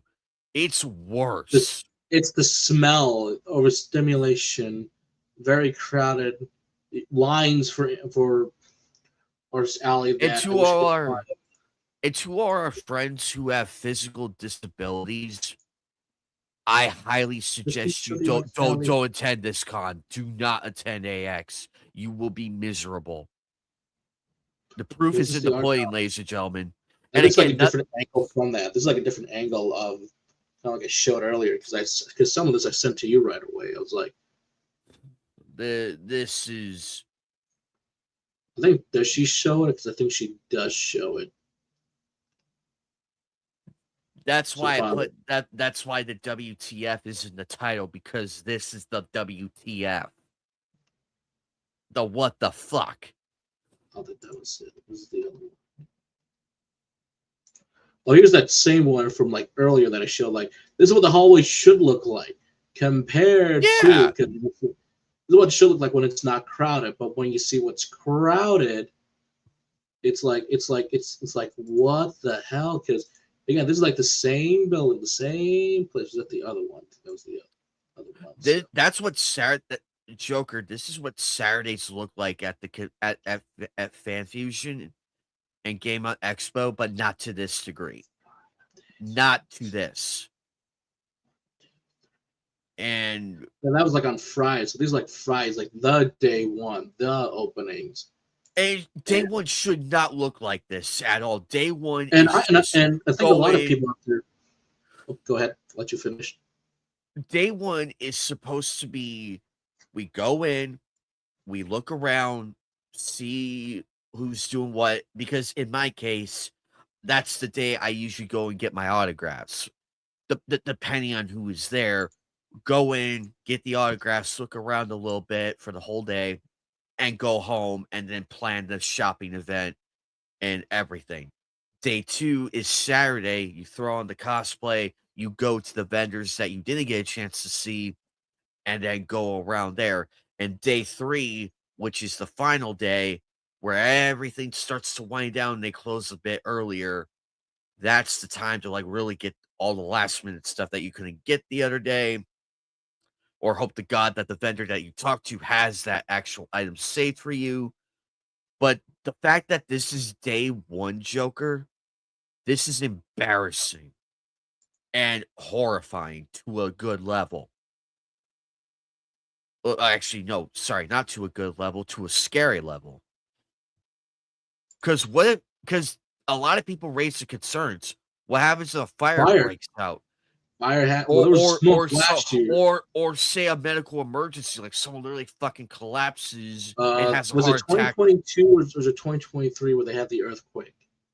I think it was 2022. I think it was it was one of them. It was like online stuff, so returning to cons, which was right here. But they always oversell it. Like here's 2023, 392 estimated. But when you think about where they're at, that building cannot hold, like, look at that, 400 in 2024. Like, Jesus Christ. And then the rest hasn't quite been updated quite yet. So, but if you go back like earlier, like decades, like having 9,000 over 90K, that's pretty cool. And like the turnstiles are one thing, but you can tell that when it was smaller, more spacious, it is completely fine. But the very fact that Anime Expo is still having this, and the max, how much can a max capacity can the Los Angeles Convention Center actually even hold, is my question. But at the same time, my concern is just like with you, because they oversell the tickets. There's no limit. They need to put a freaking damn limit. That's why the fire marshal comes in and be like, you guys cannot enter this building, because you guys have probably seen that. People not getting to buildings like in costumes, out in that very hot heat in the 4th of July week. probably suffering from heat stroke and whatnot. Oh, speaking of heat stroke, I think it was either last year's con or the year before that. I remember there was this girl and her boyfriend. She was dressed as Sakura Miku, I believe, or one of the pink-haired anime girls. I can't remember for the life of me. Atsuki Miku? No. Magica? I wish I remembered the cosplay, but she literally, we before we got to the security checkpoint, like where it's like shade and everything, she fucking collapsed right in front of me and my roommate. Literally right there in front of us before we even got into the shade. I screamed at the security. I'm like, you guys better get your fucking asses over here and get this girl to safety, because this is not cool, guys. And everybody was on their ass. They were on them. And luckily when we got inside, I looked over, I saw her, like, and she had like 5 water bottles next to her, Joker, like 5 in total. and luckily her boyfriend had one of those, like, those little portable fans you see, like the little portable fans you push the button and everything. He Yep. had that going, so I'm like, oh good, she's actually getting the. And there was like a staff member right there just checking on her and everything, making sure she's okay. But that was scary. That was scary, and that's why I advise people, please bring something with you to keep yourself cool with and everything, because Or I would Arizona like to say heat is change at the con if it's, or like change when you get to the con or at the con. Don't change at home and then be like, oh God, it's hot. I know people see me with the Moogle is nice and cool inside. So I'm lucky I don't go two places too hot. So you're completely fine in that. But imagine if I was elsewhere, I might go like, I'm glad I have a hat on over me, but holy crap, it doesn't work because as a former pet Joker, fan, you would the more layers you put on, the more hot it gets, especially when you're wearing all black and it's wool. Yes, wool breathes, but when you're playing with your instrument for pep band and you're out in 80 to 90 degrees heat, or sometimes you're lucky with 75, and if there's no wind, you're miserable because why? It's black. Black absorbs sun better. So you're feeling the heat with you. Yes, you start midway for the Dairy Fest or you name it, whatever, that you're playing for your city actually. So you're marching down the road, but you're hoping that like, okay, it's only several blocks. It's not that bad. Remember, you also have to play your song too as well. You have to play. So you get to rest for a bit, and then the teacher will be like, okay, play the song, go, roll off, go. Okay, here we go. That's the roll off. That's the cue to get your instruments up to play the song.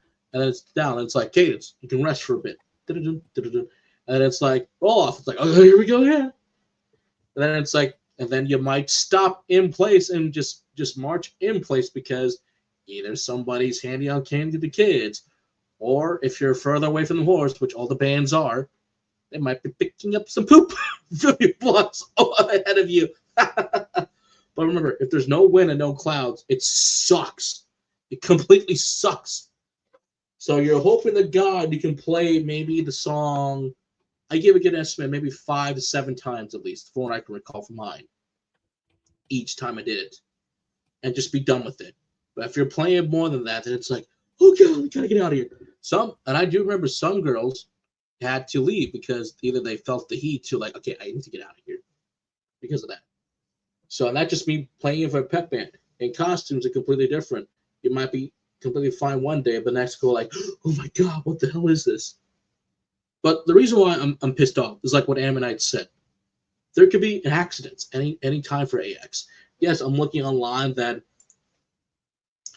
especially where the Anime Expo is located at. Yes, it is at the beautiful, wonderful Los Angeles Convention Center. Hell, they even opened up the Peacock Theater for some events, which is pretty great. But when you look at it, it says the Los Angeles Convention Center offers 720 square foot of exhibit space, 147 square feet of meeting rooms across 64 rooms, and 299 seat theaters with dedicated capacities available via interactive floor plans. But with all that being said, you look at people walking around on the inside, and it's just like an ocean. It's like that many people and at a convention center. I'm like, there's no way. They don't know this yet.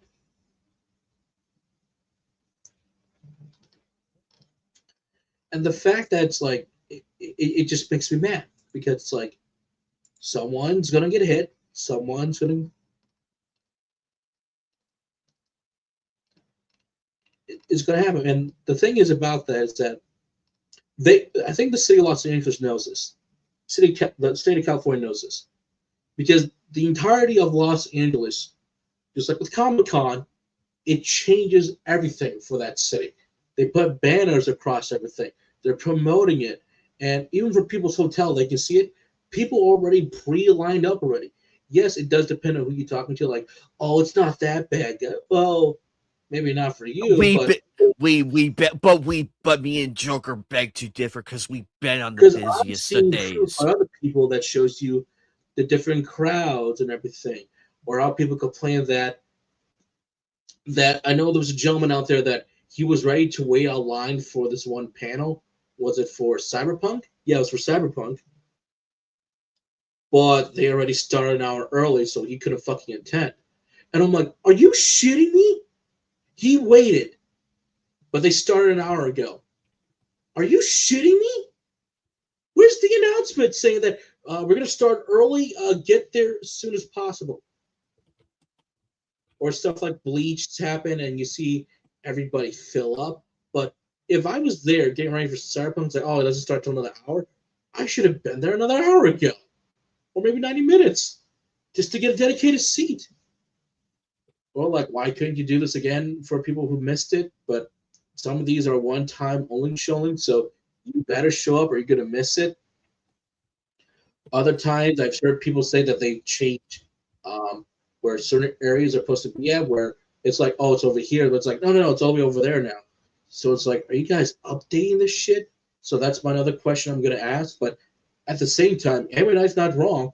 When you see the big names show up from both America, West, across Western Entertainment, not to mention, AX also has Japanese guests coming too as well. They also have Japanese. Even Otacon has Japanese and Korean guests coming along too as well. And some of your favorite conventions will be getting more, depending on if they do get the request. We're like, we can get international guests. So that also fills up the people, fills up the venue very quickly. A lot of people are very popular. Oh, the Japanese songwriter Lisa was in attendance for a while for AX for a while. So, but what makes me furious is that they have to know we need to change the venues, and they can't get out of it. Then find a way to get out of it. I'm sure some of those are good employees over there for AX are like, we can't keep hosting like this. Somebody will pay the price. Imagine there's a fire that goes off in Artist Alley, and how crowded those videos you've seen. What are they going to do? Well, like I said, with that earthquake, if the earthquake ever does happen again, what's going to happen? How are you going to explain this to somebody? Are they even prepped to handle all that people? They still aren't. Yes, some stuff looks better as the day goes on, but guys, we really need to be rallying up against these corporations. Yes, it's the big event of the year for anime people out there, but God, I should ask Vaughn and be like, Vaughn, how's New York Comic Con? Because Vaughn goes to New York Comic Con. I bet that's I bet that's a bigger nightmare over there. Yes, yes to the freaking Big Apple, guys. Like comparing Los Angeles to the Big Apple itself, but this is New York Comic Con. This is where you go for a comic book, shows, movies, you name it. They got all the A-listers and B-listers. So I want to know what that's like. And compared to this, sure, it's not that hard to get in. I've also seen stuff for registration. Some people got in early, other people didn't. Again, those fire marshals, like, again, if the fire department has to come in multiple years to be like, we're overcapacitated, somebody should be speaking up at these panels, at these meetings, and be like, sir, man, we got to get out of here. And I also know people compare this to San Diego Comic-Con, but when you compare San Diego Comic-Con, I think that I think they just got their shit together, and it's like, it feels more spacious, feels more safe. Exactly. And you know it's bad when the fire marshal has to say something. You know it's bad. But they don't listen. And it's the overselling tickets. They need to put a capacity saying, nope, that's it. If you miss out, you miss out. I'd rather them be safe with the limits. It'd be like, just put a limit on it. I don't care, 30K, 20K. Let's get them a good estimate. Say maybe 10K to about, let's say 35K. That's the limit. No more 400K. No more 40K this. No more 40K that. There has to be a limit. and you have to train your staff better. You have to keep the lines moving. You got to put better updates when things are going to start and when things aren't going to start. If things have been canceled to not been canceled. Because I must have felt bad for that. Because I felt bad for that one guy waiting for the Edge Runner panel to start, and he completely missed out on it. Like, dude, I would have been so happy if I went to the Edge Runners panel. Yeah, sure, some stuff like here or depending where you're looking at, but that's the other thing.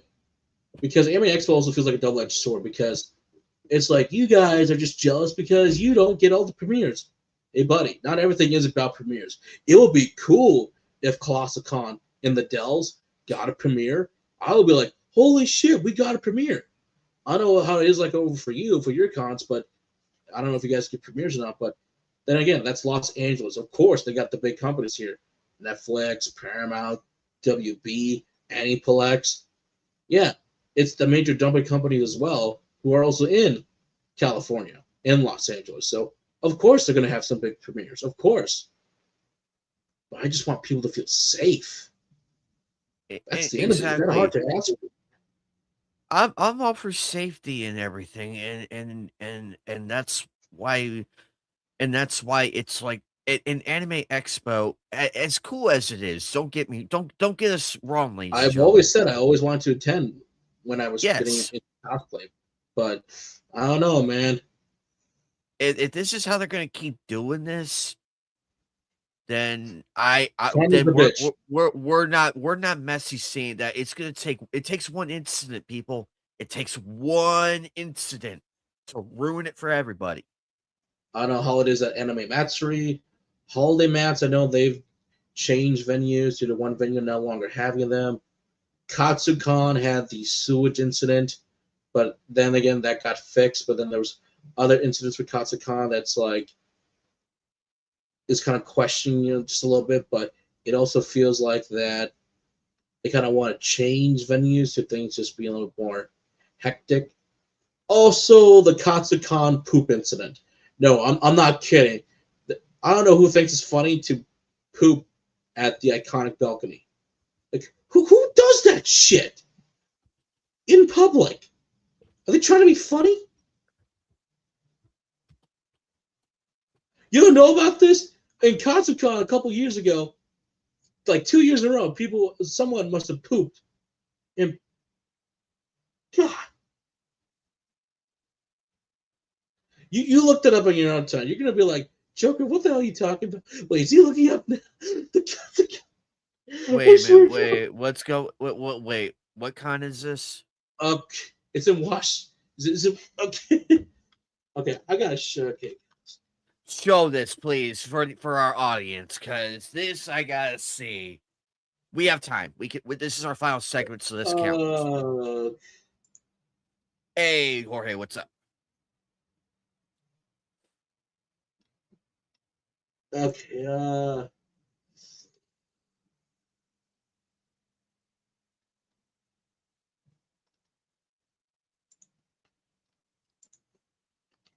incident.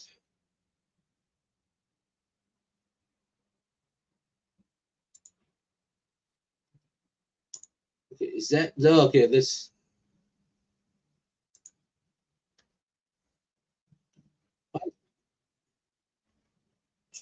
There it is. Okay, so apparently at the gazebo for Katsucon, there's been the myth, been the rumor that someone must have done something. So I'm on TikTok right now. There's no sitting gazebo. Probably will not go off. You'll not forget the people fall apart. This is just next to the gazebo. So I'm like, huh? Son, what the hell happened? People, this is why if you gotta go find the restroom. My god, that. And apparently there was another one by the gazebo a couple years back ago. So I'm like, huh? So there's that as well. I can't imagine the smell. That has to be horrendous. Someone who works in the hospital, yes, I can imagine. I have seen those green bomb. I call them green bomb bags that should not be on the tray for tray return, but ugh, they just smell very bad. But at the same time, it's just about being safe, guys. That's all it is. All is about being safe to protect people from heat strokes, creeps, or even like things that are going to be a fire hazard or an incident that could happen one day.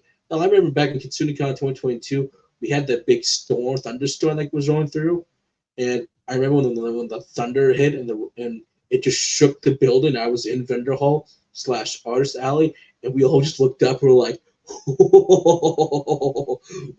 when that thunder hit, it was a great experience. But we also felt like, damn, I am so glad we're all in the building right now. But at the same time, hopefully the storm goes away soon because I was afraid that if this went on any longer, the poor guests were going to have to stay in here with us. Because some people were at different hotels. Or if there was going to be a severe thunderstorm, they'd be like, okay, no one can go home. You guys are all going to have to stay here. And I was afraid that this better not go up in the morning because I only had the room for Friday, Saturday, and I was going to be like, are they just going to charge for the next night, or am I just going to stay till like when this goes over? Thankfully, it was over by the night, so I was like, thank God. So, but hey, just call be safe. That's all it is. So we asked for it. Hell, what does that? What does enemy mastery look like? We should ask Orange Man. Oh yeah, we should. That's a big one as well. We should ask Wildman what it's like there on those days, because that's one of the cons I want to go to, but I just haven't had the time or the money to do so because I'm so busy with everything. But next time I hear from him, I'll ask him. I'm debating if I want to go to Otakon, but it's like I can do it. I just need to ask off for Friday. That's all I need. Just get the Friday and Thursday off. Perfect, because it falls on my weekend off. But then it's like, shit, I need to buy a ticket and then buy a plane ticket and then secure a hotel. So I'm like, shit. I could do it. It'll be my first away from my state. But I'm thinking, shit, can I do it? But I don't know, maybe one of these years. But that's it for us, guys. Thank you all for coming down. Thank you, Lilith, Jorge, Bullet Silence Troll, and Outlaw George for all stopping by. So thank you all so much. Oh, one last thing. You probably guys noticed that there's a 3-letter word next to student. It's official. I'm at school. I'm doing my schooling right now. So I just finished lesson 1 yesterday in the course, and I'm doing lesson 2 next week. So I'm officially in. I got accepted on Friday and started the official day yesterday. Hey, congratulations. So I'm in. I'm in. But so that means I won't be doing Tuesday streams as much because I'll be so focused on doing all 3 courses for Tuesday only. Everything else is still standing. Like, I don't have to change a thing, but we're still going to do KnightCast. We're still going to do the watch parties and everything. Nothing's changing. It's just the one day I need to myself for legit reasons. But I'm having a good time learning something new, and it was exactly as I expected. It is 8 lessons, but they are they're a bit lengthy, but not too bad. And there are questionnaires and the final exam. But that's all I can legally say. That's all I'm allowed to legally say in terms of this. I cannot tell you guys what the quiz is, nor how many questions there are. All I can really tell you is it's bigger than I imagined, but it's doable though. On that note, ladies and gentlemen, thank you all again for making KnightCast possible. We're gonna get out of here, and to everybody who had a good time at AX, we're glad you're home safe. And at Anime Expo, please cap your fucking tickets, please. It's not that difficult. Please. Or start just to stop not going until either hell. I don't think even the voice industry guys could say anything because If they did, I think they would be speaking out. But I think personally, kind of speaking on their behalf, I think they know that this has got to change. There's no way this continue like this. But anyway, guys, we shall hopefully see you on Thursday. So hopefully. Oh, yes, indeed. Take care, everybody.